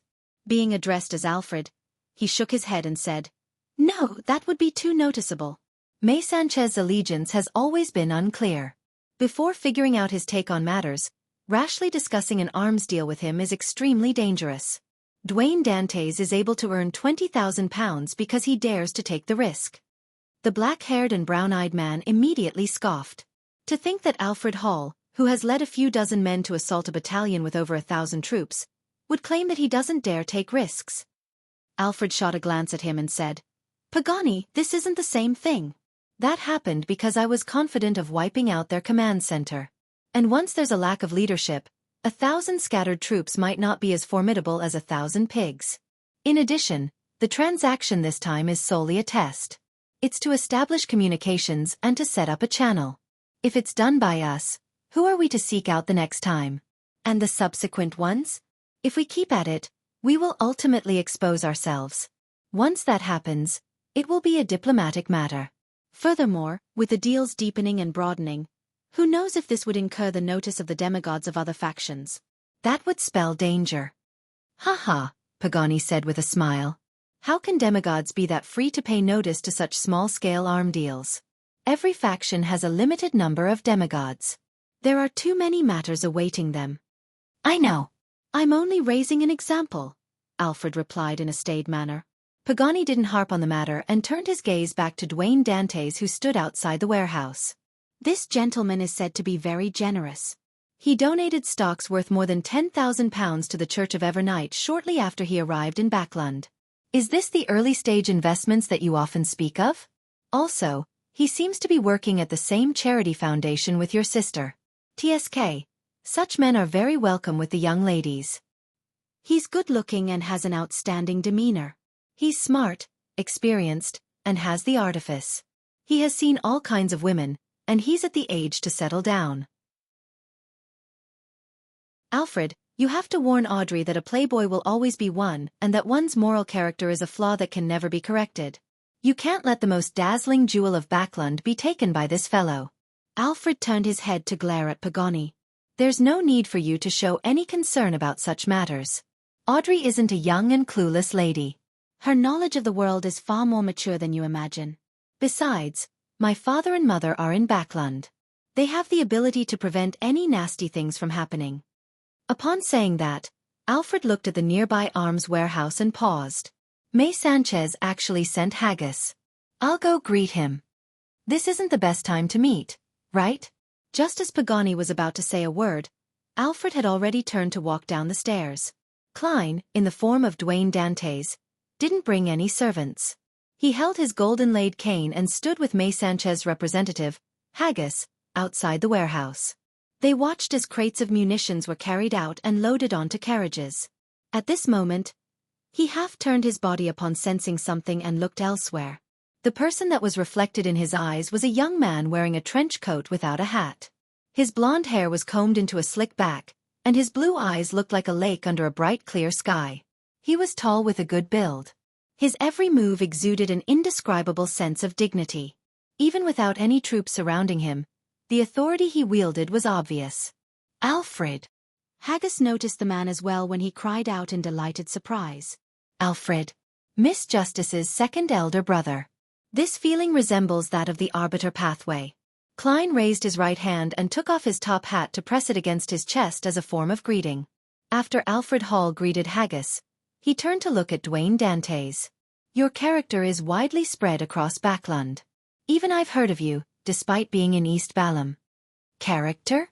A character at making arms deals? Klein lampooned as he chuckled. I'm only doing things that I believe need to be done. Alfred nodded. I believe there's no need for any self-introductions. Haggis should have mentioned me to you. Yes, Colonel Hall, Klein replied with a smile. I only learned that Miss Audrey has another brother here in the southern continent after I arrived, that he served in the military and has rendered impressive services. Alfred cast his gaze on Dwayne Dantes's face and changed the topic. I thought you would take the opportunity to work at the Lone Charity Bursary Foundation, but you surprised me by choosing to come to the southern continent. Klein maintained his smile from before. For an outsider to truly enter a pre-existing circle is quite impossible just by giving donations, doing charity, and hosting balls and banquets. Alfred tersely answered. Very wise. After exchanging a few pleasantries, he asked Haggis. Did something happen in Kukua? It seemed rather serious. Haggis squeezed a smile. I'm not too sure. I was hiding in an underground bunker at the general's residence. I later heard that there was a lightning storm at Revival Square. Lightning storm.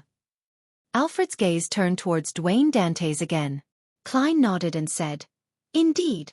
The hotel I was staying at isn't too far from Revival Square. I did see continuous bolts of lightning striking that area. All of that happened in the day. Alfred's gaze turned towards Haggis again. What happened to the scene in the end? Most of the area was in shambles. There were marks of lightning strikes. Haggis didn't hide the truth at all. Alfred nodded gently and pointed to the side before saying to Haggis and Dwayne Dantes, I still have other matters to tend to. We can chat again when the opportunity arises. See you again, Klein politely replied.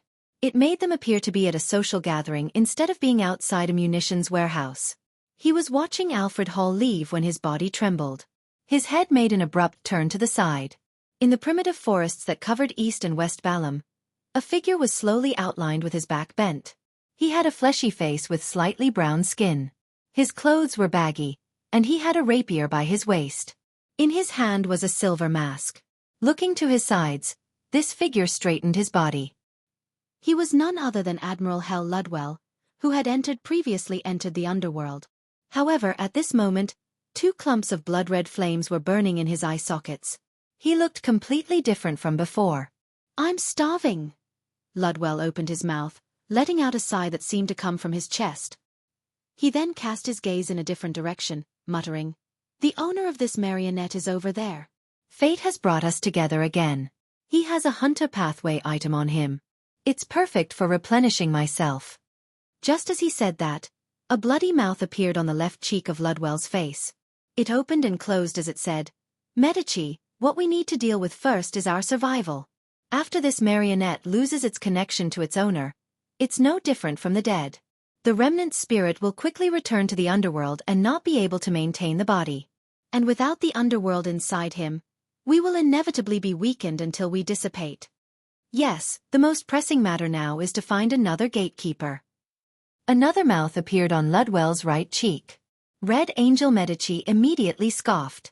Sauron Einhorn, were the 2 of you women in the past? Your nature as angels has been left in the dumps because of you. That fellow was able to resist 0-08's arrangements several times, implying that he's definitely not simple. With a chance to lock onto him, how can we give it up? Once this marionette completely dies, things wouldn't be that simple again. Besides, the hunter pathway item on him can effectively extend our existence. Once we finish him, It wouldn't be too late finding a gatekeeper. The bloody crack on Ludwell's left cheek immediately scoffed. Medici, have you sacrificed your brain to the true creator? That fellow has clearly advanced. In our current condition, defeating a bizarro sorcerer isn't difficult, but killing him is nearly impossible. Medici wasn't frustrated, and instead, he laughed deeply. This isn't something unresolvable. As long as you allow me to chant my lord's honorific name, helpers will immediately arrive. A gatekeeper might even be automatically brought here. The mouth on Ludwell's right cheek immediately opened and closed.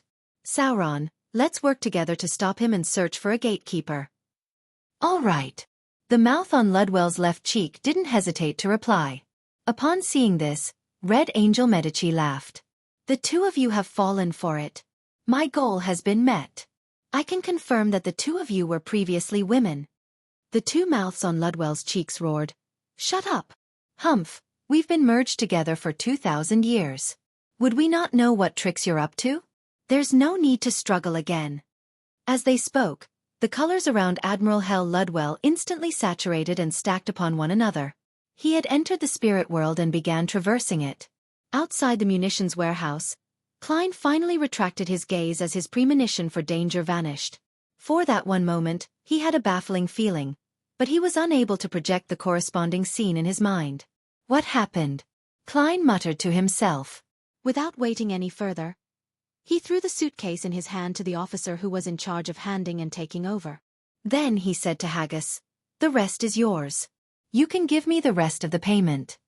He was referring to the heavy case filled with gold bars and coins. Haggis had planned on having drinks with Dwayne Dantes after the completion of the deal to celebrate its success, and to discuss any future deals.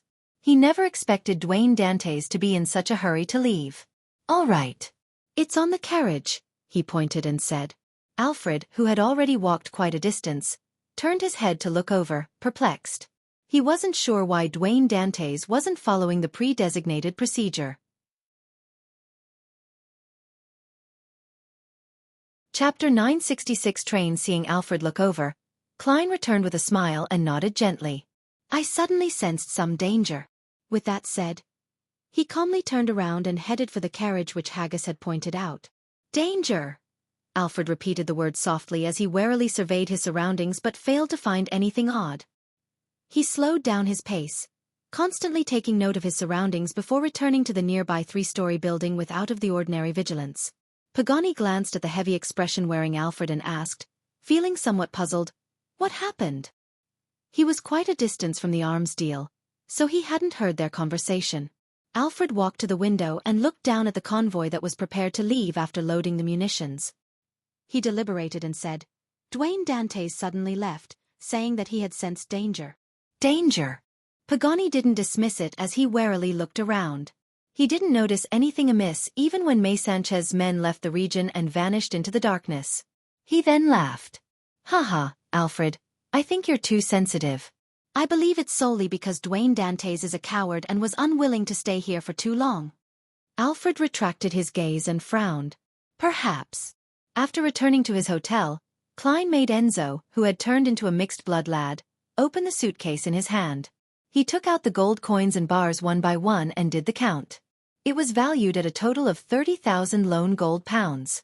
Thankfully, my previous agreement with Miss Messenger is 10,000 lone gold coins. I don't need to make any additional conversions. Sitting leisurely in the reclining chair, Klein drank the sweet and sour but refreshing water as he monitored his marionette's work. After Enzo separated the items, he took out the adventurer's harmonica and blew into it. Rionette Tinker walked out of the void with the 4 blonde red-eyed heads in hand. It was as though she was constantly nearby. Her 8 eyes turned towards the pile of gold coins and gold bars that had been separated. After a few seconds, the 4 heads in Rionette Tinker's hand said, Very good. In the future, missions will cost more. What's the logic behind this? Why are you raising the price after the mission despite me paying you so quickly? Klein was taken aback as he asked with a straightened back. What?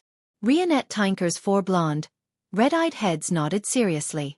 Mission, price. Depends on your ability to earn money. I never expected that. Klein turned agape, but he was unable to retort. After all, Such matters were solely decided by the helper. Furthermore, with him advancing to Sequence 4 and becoming a demigod, the missions that he needed her help with in the future was likely to increase in difficulty and danger. It was seemingly reasonable to increase the price. After Rionette Tynker swallowed the gold coins and vanished from the room, Klein reined in his thoughts and began doing calculations regarding his current wealth. My expenses have been quite significant recently. I'm left with 17,275 pounds in cash and 65 gold coins. This pile of gold bars is worth 25,000 pounds. That makes for a total of more than 40,000 pounds. It's not something to dismiss in all of the Lone Kingdom. I can already buy a manor and some land for farming. Arms dealing sure is profitable. Rionette Tynker needed gold coins, so whatever was left were gold bars. Standing up and sending the gold bars above the grey fog, Klein walked to the window and cast his gaze to the north. With the matter coming to a close, he was poised to return to Backlund.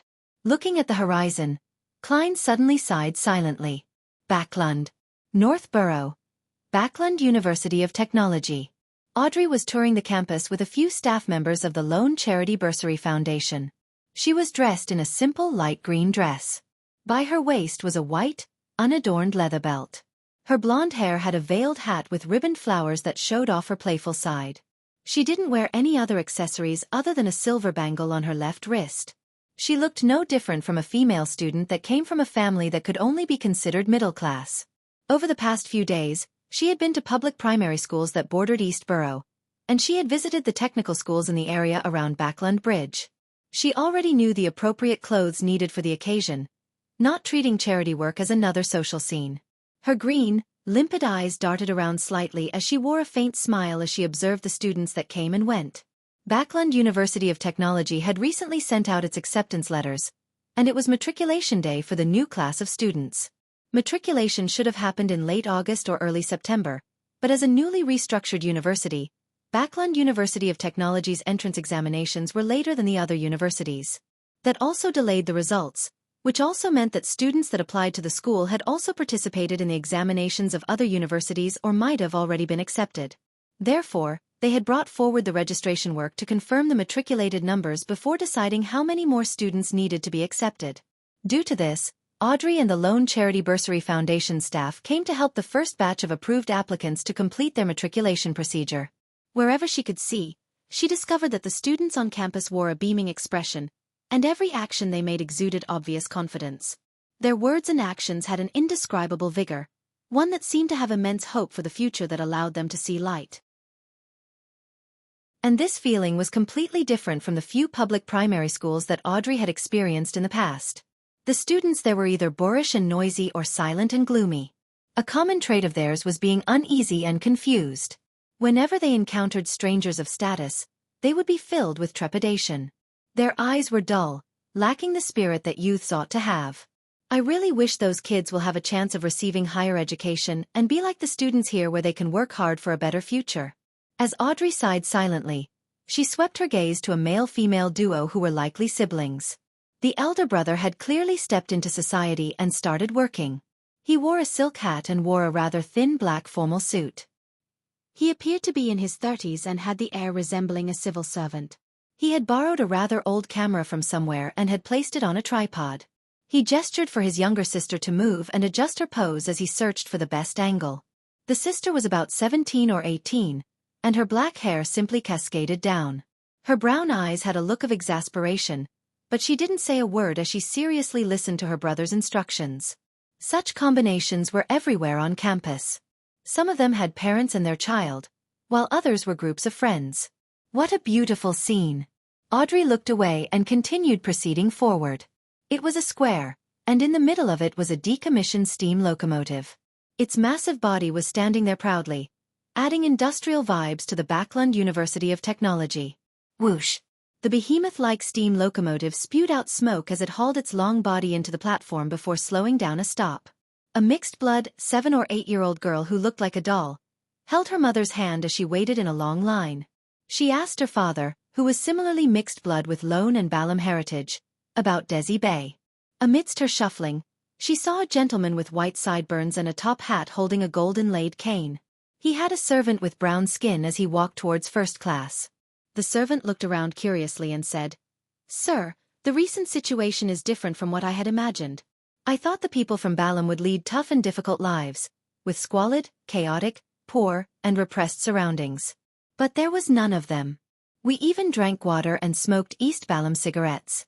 There were even some people who could afford bikes. As you know, although I have Balam blood in me, I was born in Backland. I've never been to the southern continent. Of course, my Dutanese is still not too bad." The very noble middle-aged gentleman chuckled and waved his cane. "That's because we only went to the cities and regions that aren't too bad. The saddest people of Balam are in the villages, in the plantations. The rest take up residence around the factories, creating slums. We never had a chance to see them." As though sensing the girl's notice, the gentleman with his deep blue eyes and his servant looked over and gave a warm smile. The corners of their lips clearly curled up, revealing 8 teeth before they nodded gently, looked away, and continued on their way. Before long, the girl and her parents boarded the steam locomotive and found their seats. When the whistle sounded again, the girl saw a man with dark brown skin, soft facial features, and red lumps on his cheek walk over with his head bowed. His hand pressed on his hat as he quickly walked down the aisle and headed for the head of the train. The man knocked on the partition before quickly entering the operator's compartment and said to the train driver, "All the train attendants have been swapped with our men. The bridge ahead is where the sacrifice will be held." With a thick mustache, the train driver nodded and said, "May God be satisfied with the sacrificial items on this train. Let's hope we can gain eternal life in the kingdom." Whoosh! The steam locomotive drove under a bridge before cruising past a huge bridge. After a long trip, it finally arrived at its destination, the pier. The doll-like, mixed-blood girl was somewhat sleepy and was no longer as lively as before. Under her parents' lead, she followed the crowd and inched towards the door. There were a few attendants at the door who were helping some of the passengers remove their luggage. When the girl and her parents walked past, these attendants curled the corners of their lips and revealed 8 teeth, showcasing a warm smile. After the girl jumped onto the platform, she looked back at them subconsciously. She saw figures standing outside the door, discussing something. Among them was the train conductor, as well as the man with the lumps on his cheek. A second later, these people turned their heads over and curled the corners of their lips, revealing 8 teeth. The girl retracted her gaze and skipped along as she left the platform with her parents.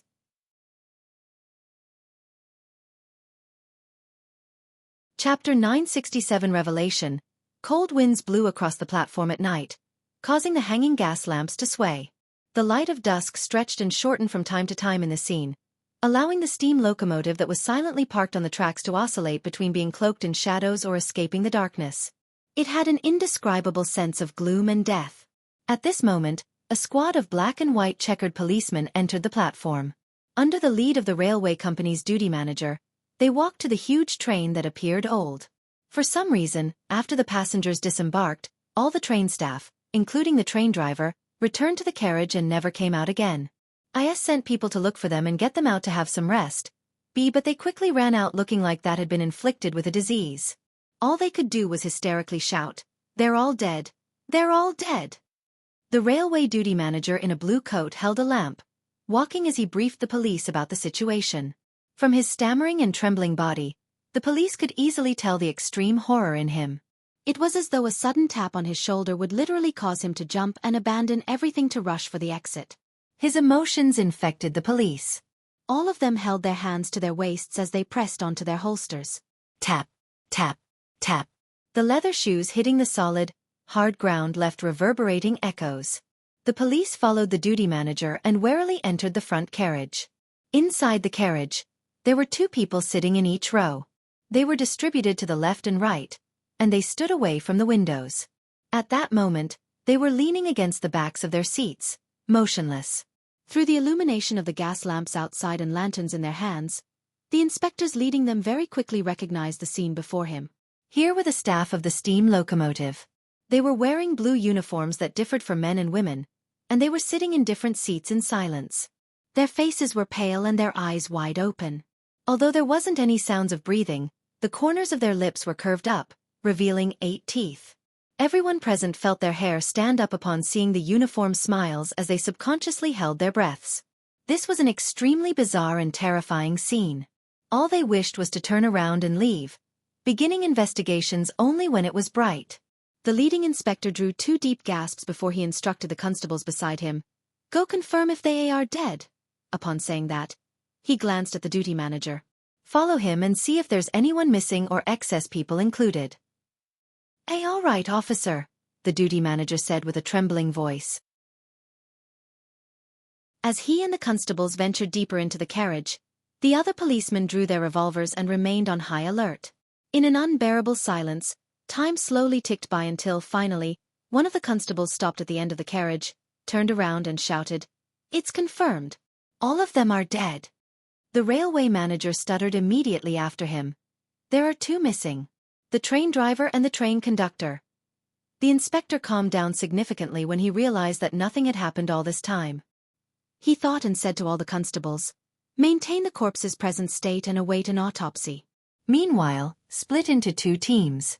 One team is to head to the other carriages to search for the train conductor and driver, while the other team is to check the scene for clues and relevant information. Once the sun rises, we will begin investigations starting with the train personnel and the passengers who were previously on board. We will search for any commonalities and peculiarities. Although many passengers didn't present their identification documents when purchasing tickets, the inspector believed that it was possible to find people who had registered themselves and learn from them of any abnormalities on the train or passengers worth paying attention to. Just as he said that, a biting cold wind stirred, blowing through the carriage. When all of this came to an end, the inspector was about to emphasize his orders when he suddenly noticed something amiss. The steam locomotive staff members who were in their seats still had their eyes open with their whites showing and their faces pale. However, their mouths had closed at some point in time and were no longer showing their 8 teeth. Inside a luxurious hotel room, the wall lamps shone brightly onto the carpeted region where a desk stood. Klein had transformed into Gehrman Sparrow and was sitting on a single-seater. He had his left leg crossed over his right. Beside him was Enzo, who looked like a native.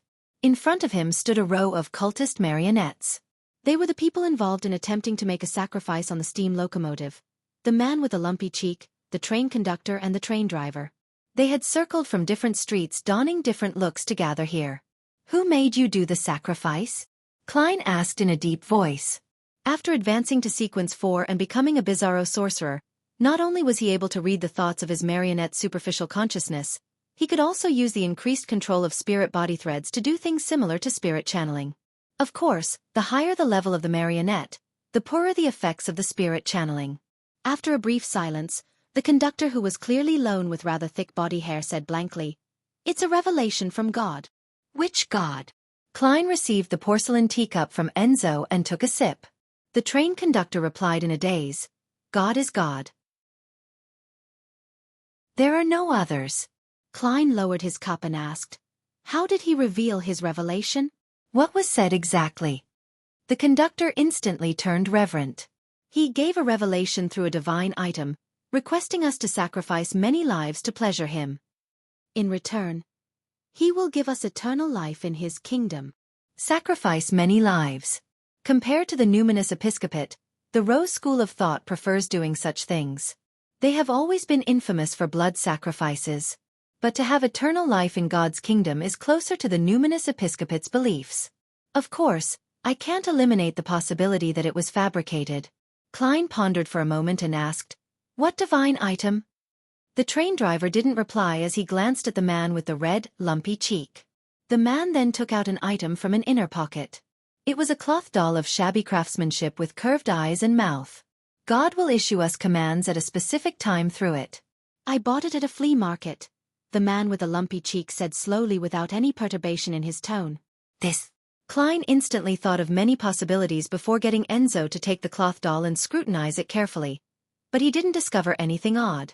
With his experience, this meant that the problem wasn't with the doll. That meant that there were 2 possibilities. First, someone was using the doll as a decoy while acting as a deity nearby. Second, it was a truly secret existence who had specially labeled the item to send a revelation.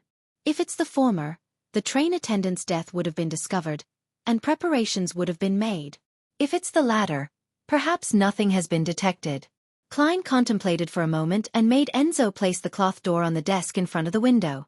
He then stood up and instantly transformed into another train attendant and stood with the row of cultists. Similar changes happened when Enzo returned.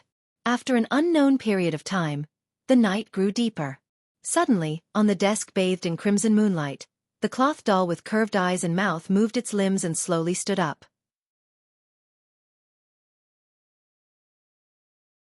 Chapter 968, Descending. The cloth doll turned its lifeless eyes before its body stood up straight. It looked towards the area that the crimson moonlight failed to illuminate. There, the man with the lumpy cheek and the other cultists had been standing quietly. But at this moment, they bowed their heads, raising their arms as though they were praying, piously listening to the revelation. About 2 to 3 seconds later, the cloth doll finally stood up straight. Just as it was about to open its tongueless mouth and produce a voice that didn't belong to the body it was in, all its movements suddenly turned sluggish, as though it was a highly rusted robot. Hidden amongst the cultists, Klein had seen a strange spirituality thread extend from the cloth doll. Without any hesitation, he began controlling it. Inside the wall lamp-illuminated room, the lights dimmed instantly. The doll with curved eyes and mouth instantly lost the support that seemed to arise from having a skeleton before slumping to the table, motionless. Amidst the flickering streetlights that were more than 1,000 meters away, Klein lost control over the blob of spirit body threads. The power that descended with the help of the doll took less than 2 seconds to escape out of his range. Whoosh! A biting cold wind swept up inside the room as the rug with tables and chairs above was suddenly tugged, sending the man with the lumpy cheek and most of the other cultists tumbling. Only the disguised Klein had jumped up in time to avoid the accident. Of course, winner Enzo stood perfectly fine at the border of the rug, completely unaffected. Whoosh! Amidst the cold wind, the rug rolled up and bound the few cultists and covered their noses and mouth tightly, gripping their throats. Meanwhile, the fountain pens on the table had their caps removed autonomously before shooting forward, stabbing into the neck of the man with the lumpy cheek. They left no gaps in the dense array of pens. A wooden chair exploded as its splinters swept over without sparing any of the remaining cultists. Near the wall, the pipe of a wall lamp cracked, causing the gas inside to whistle out. The cloth that draped the sofa rose up, tied itself into a robe, and wrapped around the train conductor's throat. A few of the floor tiles flew up, stabbing a few cultists from below. Instantly, all the items in the room were filled with offensive capability, as though they were attempting to kill all signs of life inside. Klein tried to dodge, but his shirt, pants, belt, coat, and hat seemed to have a life of their own. They forcefully locked him down on the spot. He hurriedly opened his mouth and let out a sound. Pa! He had mimicked the sound of snapping fingers. Scarlet flame surged out from his clothes, instantly blanketing his body and removing the restraints at this moment. The cloth on another sofa rose up as though it was draped over someone. This strange scene reflected in Klein's eyes immediately as he trembled and turned stiff. He had been possessed by an evil spirit. The flames that soared up from before hadn't extinguished. They were burning away his clothes and flesh, only to reduce him to a pitch-black paper figurine. Behind this paper figurine was a pattern covered with feathers. It was a surreal and illusory feeling.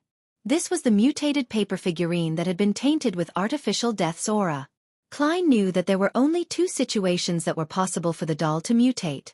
One was that the entity disguising as a god was nearby and had sensed the deaths of the cultists. Hence, preparations were made via deliberate descent, laying a trap for the antagonist. Another was that the one using the doll was indeed some secret existence. He wasn't aware that the sacrificial ritual had been foiled and descended at the predetermined time to give the next round of revelations. And regardless of which situation it was, it meant danger. Therefore, how could Klein perform unprepared? Based on the characteristics of a descent or the possession of the doll, he had already placed the paper figurine, which had mutated because of the corruption of artificial death's aura, in the iron cigar case. He had also maintained the level of his marionette at the level of an ordinary person in order to lure the target into possessing him.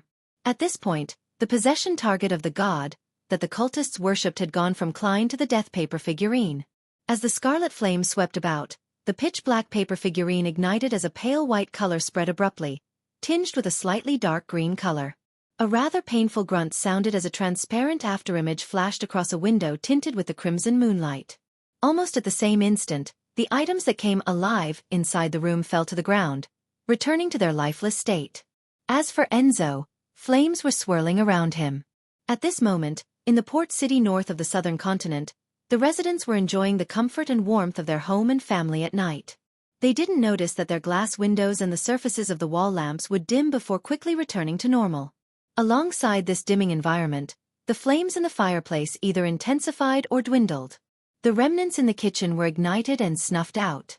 During this process, the glass windows in that room dimmed the most, and the fluctuations in the flames kept happening. However, the believers in the room were praying to the primordial moon, paying no notice to what was happening. After an unknown period of time, the crimson moonlight brightened a little, as though covering the entire city in a light veil. Such brightness quickly returned to normal as a scarlet-red flame flared up on a silver candle on a dining table. Enzo walked out of it as his body and face rapidly changed into Gehrman Sparrow. Just moments ago, at the instant when the crimson moon brightened, he had lost his target. Not only possessing the Beyonder powers of a high-sequence Beyonder of the Wraith pathway, but they can also borrow the power of the crimson moon. Regarding these two aspects, one of them is only possible with a sealed artifact or mystical item. Klein muttered silently and came to a preliminary judgment. After the demigod who possessed the doll had been corrupted by the death paper figurine, he had believed that he had the chance to take his opponent down. To his surprise, the enemy's strength and means available to them were more varied and potent than he imagined. The only thing he could confirm was that it wasn't an angel, as the strength and level were far inferior to one. Just as this thought flashed through his mind, Klein left the dining room and entered the activity room. There were a few believers praying to the primordial moon. Unlike the cultists on the steam locomotive, they knew who they were praying to, as though they were more formal members of the parish. 1 step. 2 steps. 3 steps. Klein entered the room in an unhurried pace before they turned their heads when they noticed him. With the powerful illusion power of a bizarro sorcerer, they treated Gehrman Sparrow as an oracle that had descended upon them. They saw a bright moon halo at his head. The believers plopped to their knees in devout prostration. Klein didn't beat about the bush as he asked in a deep voice, "Who was the saint you met previously?" Although one of the believers was puzzled, he still respectfully answered, "Oracle, it was Shaman King Klarman." Shaman King Klarman. That's a familiar name. Ah, right, the author of that book of secrets. Isn't he long dead? He was alive in a time over a millennium ago. Saints of non-special pathways have no way of living that long. He joined the Rose School of Thought but still believes in the primordial moon. Through some means, he has extended his life? Or could it be that his sequence alone affords him a long life?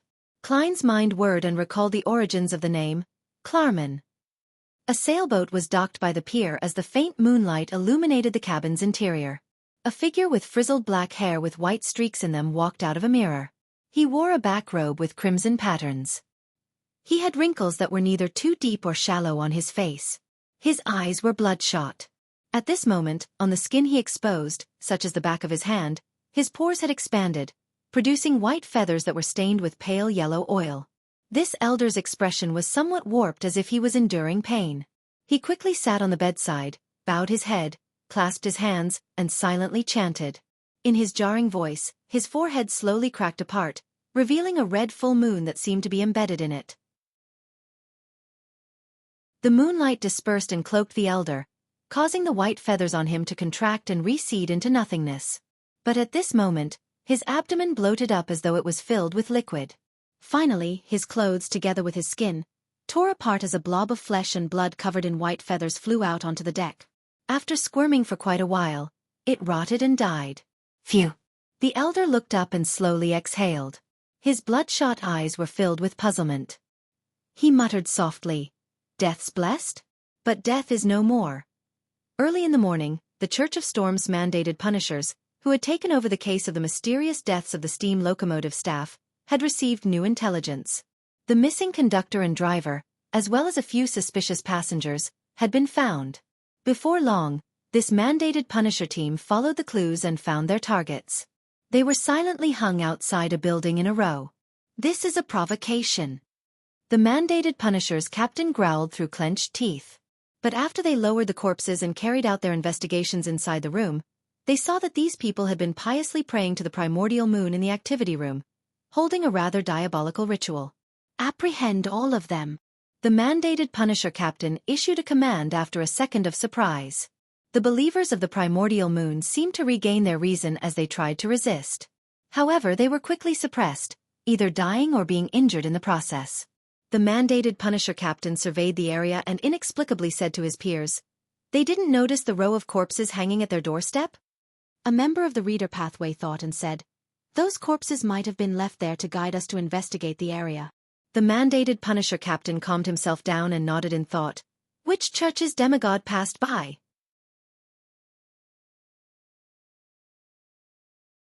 Chapter 969 Duke Backlund, Westborough.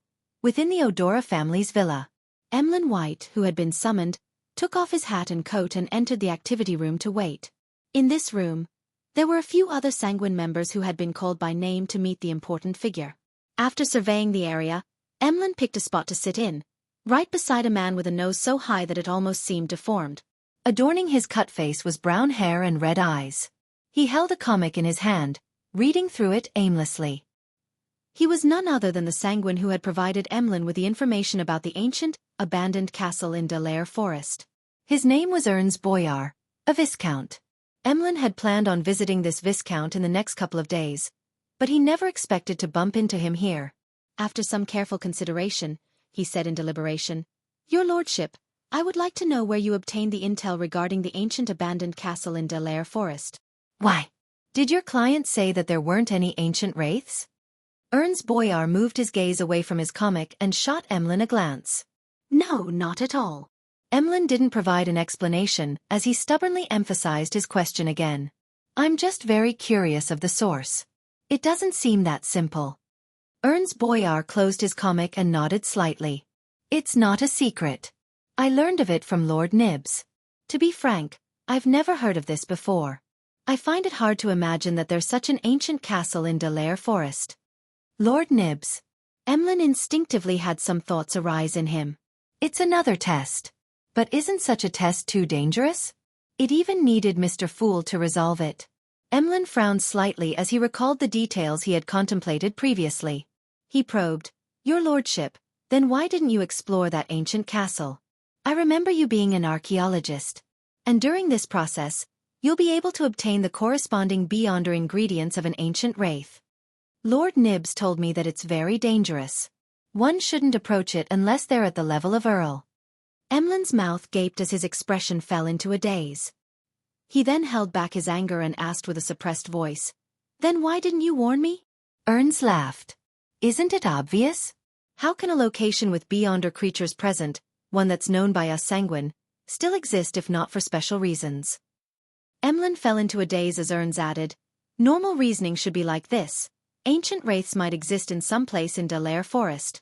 People have encountered it before, but they were unable to find their origins. This means that finding those ancient wraiths is a very difficult and troublesome affair. The time cost exceeds their value, which allows them to live to this day. I thought you'd have easily discovered the problem with this reasoning. Likewise for your client. If they had chosen to take action, they must have had possessed the corresponding confidence." At that instant, Emlyn felt that Viscount Ernst made plenty of sense, and he could hardly rebut him. He believed that it was because he and Miss Magician were too foolish, resulting in her slamming headfirst into danger. It had nothing to do with him. The next instant, Emlyn felt embarrassed and frustrated, filled with anger towards himself. Finally, Emlyn figured out another problem. Regardless of whether the intel exposes any danger or not, Ernst Boyar should have clearly informed me of this point because figuring out the level of danger, the source of danger, and how the danger manifested itself. It held immense importance in the subsequent exploration, one that can't be missed. He did it on purpose. Emlyn came to a final conclusion as his scarlet eyes narrowed. He raised his chin and said, "Indeed. It's easy to tell, but I'm more curious about the danger lurking in that ancient abandoned castle." Ernst picked up the black tea that nearly resembled the color of blood and sipped it. "I'm not sure either. Lord Nibs didn't mention anything." Emlyn's expression sank. Just as he was about to make a derisive remark, he suddenly saw Odora Cosme walk into the activity room and look at him. "Emlyn, it's time for the meeting." "All right." Emlyn reined in his emotions and pressed onto the bottom half of his vest, standing up unhurriedly. Following him down the stairs underground, he finally couldn't help but softly ask, "Baron Cosme, Who am I actually meeting? How should I address him? Cosme, who looked like a middle-aged gentleman, didn't hide the truth. He replied with deep respect. Duke Ulmer. Duke Ulmer. Emlyn subconsciously straightened his back and cast his gaze to the lamps on the wall. He appeared to use the reflection of the metal surface to check on his appearance. He was one of the 3 dukes that held up the Sanguine, an ancient powerhouse who existed before the cataclysm. His title was Round Moon, with an age exceeding 3,000 years. He had once followed in the footsteps of ancestor Lilith. Without a doubt, this was synonymous with the history and glory of the Sanguine. After passing several secret doors, Emlyn and Cosme arrived inside a metal grey hall. The ground and walls were filled with green grass, flowers, and grain. Insects were crawling between the plants, making Emlyn feel as though he had left the city and arrived somewhere rural. He felt life thriving all around him. Such a scene didn't seem too odd, but on careful inspection, there were many strange points. The grass had mouth-like crevices with fibers flying out of them to capture the insects. The flowers used their leaves as hands to harvest pollen for themselves. The grains were heavy, occasionally emitting wailing from inside. There was a myriad spectrum of extraordinary insects. Some had snakes for heads, others birds. These things grew lusher the closer it was to the middle of the hall. Surrounding the area was a grave filled with exuberant spirits. Cosme faced the grave and reverently bowed. Your Grace, Emlyn White is here. Good afternoon, Your Grace. Emlyn didn't don his usual arrogance and was, in fact, a little flustered. Inside the grave, a mellow voice which didn't betray its owner's age chuckled. A very outstanding young Sanguine. Cosme, you may leave for now. Yes, Your Grace. Cosme bowed in response and left the metal grey hall that was filled with freshness. Emlyn stood there, listening to the mellow voice from the grave. In the morning, Nibs informed me that you obtained the artificial vampire Beyonder characteristic that corresponds to the Viscount title? Yes, but it has been corrupted and requires purification. Emlyn hadn't mentioned the need to remove the mental corruption in the Beyonder characteristics, because he believed that it was a trivial matter to the Sanguine. At the very least, Baron Cosme had previously confirmed that it was possible. Ulmer tersely acknowledged. Very well. I'll personally purify that characteristic. He paused before saying, although the Sanguine enjoy a long life, we will still mature and grow old. There will be new births and deaths. Regardless, nurturing young members is a necessity for any race. As for the excellent talent and outstanding abilities you have recently showcased, they have made you a target we place great importance on. Therefore, I personally came to meet you to give you some tests so as to expedite your growth. Excellent talent and outstanding abilities. Emlyn raised his chin slightly higher once again. He then sighed inwardly. Indeed, just as Mr. Hangman determined, there will be a test and mission, as well as an interview. Amidst his overflowing emotions, Emlyn replied reverently, I'm always prepared. Not bad. Ulmer's mellow voice sounded from the grave. Your next mission is to find the key members of the Rose School of Thought that are hiding in Backlund. There are very few clues for this, and many situations will require you to carry out the investigation by yourself. Rose School of Thought? They have a grudge with us Sanguine? They seem to be taking in some believers of the primordial moon? Emlyn actually knew quite a bit about the Rose School of Thought via the Tarot Club, but he deliberately hid this without showcasing it. Apart from taking in believers of the primordial moon, they have in their possession one of the holy artifacts of us Sanguine. It was something left by the ancestor. We need to retrieve it. There was a solemnity in Ulmer's voice. Left by the ancestor. Holy artifact of the Sanguine. Emlyn didn't hesitate to say, Your Grace, I'll work hard to find the key members of the Rose School of Thought in Backlund. Ulmer's voice turned mellow. Very good. Get some of the intel from Cosme in a while and seek out an incisive point. Emlyn was already eager to do so, but he still restrained himself, asking in deliberation, Your Grace, do you know about the abandoned ancient castle in Delaire Forest? You wish to head there? It's very dangerous, Ulmer said from inside the grave. Emlyn didn't explain as he directly asked, What kind of danger? Ulmer chuckled. That ancient castle might be older than me, even older than Delaire Forest. I do not know who built it. I only know that there's something sealed underground, and it hides an immense secret. Any creature that approaches it will be in danger of being corrupted by the force within. We once imagined that it has something to do with the abyss, but a devil suffered corruption after being thrown into the ancient castle as well, turning crazy and chaotic from his cold and cruel demeanor. Then why didn't you attempt to open the seal to figure out the situation? Emlyn mumbled inwardly but didn't say a word. Ulmer didn't speak further as he ended the conversation and dismissed Emlyn. In the evening, Backland was covered with dark clouds as a drizzle began falling. Emlyn White wore a hat and walked under a sheltered veranda, his scarlet eyes locked onto Viscount Ernst Boyar, who was browsing some antique stores. He was upset that Ernst had given him incomplete intelligence, so he had subconsciously tailed him after leaving the Odora villa. But after a while, he felt lost. He hadn't figured out how to deal with Ernst or how severe a lesson he should teach him.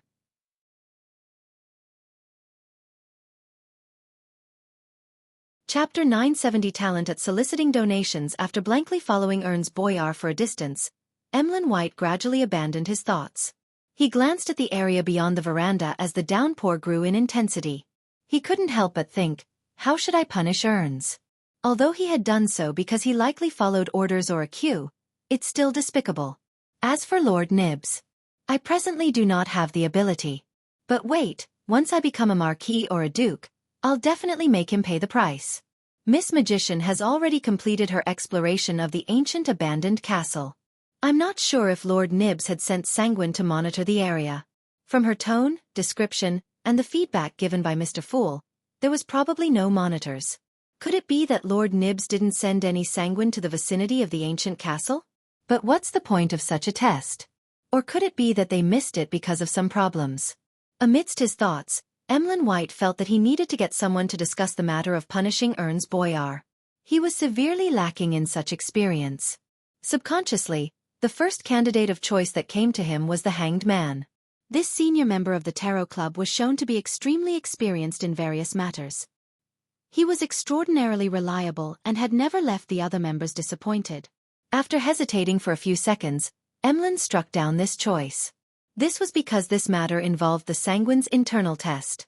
To consult the Tarot Club members before he obtained an answer damaged his pride and overall image of the Sanguine. By the same reason, he eliminated the world as a choice. Of course, he believed he could guess the suggestion that the world would give. Kill him. There's no need to go that far. Emlyn mumbled inwardly. As he aimlessly tailed Ernst Boyar, he began expanding the candidates to the real world. Then, he realized he didn't have anyone to choose from. He almost had 0 friends. Eliminating his parents who were Sanguine as well, he only had 2 or 3 people in mind. They were the Harvest Church's Father Utravsky and Detective Sherlock Moriarty, who had a mysterious background and a myriad of means at his disposal. Sherlock hasn't returned after leaving Backland. Sigh, I can only seek out Father Utravsky tomorrow. But I can't be that direct. Emlyn quickly made up his mind. He walked past Ernst Boyar, who entered a watch shop, and headed for the end of the veranda where there were several rental carriages. Getting in the carriage, he felt the wheels turning. He casually glanced out the window and saw more raindrops striking the glass, drawing out trails that streaked down. In his blurred vision, carriages drove past. Audrey retracted her gaze from the rainy scene outside the carriage and glanced at her lady's maid, Annie, before communicating with Susie silently. The look in her eyes, her expression, and her not obvious body language said, "We're almost home. I'm a little nervous." On the ground, Susie shook her tail, raised her paw, and adjusted the gold-rimmed glasses hanging by her neck. Together with the changes in the colors of her ether body and body of heart and mind, she expressed herself, "Don't worry. That Ma'am Escalante, who's a psychiatrist on the surface, is only a telepathist. She won't be able to see through your lies." Audrey nodded gently and watched her carriage enter the Hall family's luxurious villa and stop in front of the sheltered foyer. Ever since joining the Lone Charity Bursary Foundation, she had begun spending less time at home. She had originally planned on meeting Ma'am Escalante from the Psychology Alchemists at 22 Phelps Street in Northborough, but since Mr. Dwayne Dantes had left for the southern continent and wasn't in the foundation, there was no need for that. In the study she called her own, Audrey met Ma'am Escalante Ocelica, who had black hair reaching her waist and a baby face. "I must apologize. I'd been busy meeting up with friends after returning to Backland. My subsequent joining of the Lone Charity Bursary Foundation has delayed my meeting with you until today." After leaving Susie outside, Audrey elegantly bowed to express her attitude. In fact, this has been deliberate. By dragging out their meeting for about a month, her digestion of the psychiatrist potion and advancement to hypnotist became rather reasonable. It was the progress one would expect from a genius and nothing else. Escalante returned the greeting without much thought. I heard that you have been busy with children who desire knowledge. Your virtues are more dazzling than diamonds. As Audrey gestured for her to sit, she walked to a single-seater and tersely acknowledged. Those children are in situations I've never seen before. There's often a voice inside me that's urging me to do something. Ma'am Escalante, if you're free, you can join me and the staff of the Lone Charity Bursary Foundation to go visit the different schools. There, you will get to see what most children in the world are experiencing. Having said that, she chuckled as though being self-deprecatory. I apologize. I've recently been accustomed to kickstart such topics. It's because I wish for more nobles and the wealthy to involve themselves in such charities. I hope they can donate more to help even more children. After hearing Audrey, Escalante replied somewhat uncomfortably, I will do so. I'll also donate some money to the Lone Charity Bursary Foundation. No, I'm not forcing you to donate. This has to be an action that comes from the heart, and something voluntary. I only wish for you to take a look and then inform the people around you of these children's plight and their possible futures. This includes the members of the Psychology Alchemists. Audrey shook her head, rejecting Escalante's suggestion. All right. Escalante first nodded gently in agreement before feeling that there was something ridiculous in this matter. Miss Audrey's true motives were to solicit donations from the Psychology Alchemists. But this was a secret, extraordinary underground organization. This was no different from soliciting donations from the Aurora Order. Audrey didn't continue discussing matters related to the Lone Charity Bursary Foundation. Instead, she said, Ma'am Escalante, I have something I'd like to inform you of. What is it? Escalante read the solemnity, joy, and pride from her actions and emotions. Audrey smiled and said, I've already become a hypnotist. At that moment, Escalante suspected that Audrey had hypnotized her. Although she knew that Audrey had obtained the hypnotist potion formula previously, how long ago was that? You should be able to determine that I'm not lying, Audrey said with a smile. Only then did Escalante snap to her senses as she asked in surprise and doubt. You seem to have some extraordinary encounter? It's to have the courage to make use of matters. Audrey said things that couldn't be any truer. Escalante frowned and said with some hesitation, You wish for the Sequence 5 potion formula? Yes. What do I need to do, or what price needs to be paid? Audrey didn't hide her motives. Escalante looked at the beautiful blonde and green-eyed lady in front of her and deliberated. This isn't something that's up to me to decide. I will report it and try to arrange for you to meet with Hilbert and Stephen. She was referring to psychologist and jewelry designer, Hilbert Alucard, and furniture merchant, Stephen Hamprez. Clearly, in this group of Psychology Alchemists members, Escalante was in a subordinate position. Audrey wasn't surprised by Escalante's reaction, but this didn't mean that her handling of matters wasn't without a problem. A Sequence 6 Beyonder who had the wish to advance was someone that required deep importance to be attached to in any secret organization. This was even the case with the Orthodox churches. They were people who were qualified to meet high-ranking members directly. This also meant that, after advancing to hypnotist, Audrey was already an elite in the middle-ranking members of the Psychology Alchemists. Her next goal was to become a quasi-high-ranking member. The person she needed to meet was a counselor of the Psychology Alchemists Council, and not Hilbert or Stephen. As her thoughts flashed across her mind, Audrey deliberately showed some of her displeasure. Escalante acutely noticed this and hurriedly explained, Meeting Hilbert and Stephen is to confirm your condition before a counselor meets you. In fact, with your present level, you should be leading a team and recruiting new members. But with your identity, status and daily environment, we have cancelled that plan, afraid that it would influence your normal day-to-day life. Counselor. I wonder how many counselors from the Psychology Alchemists there are in Backland.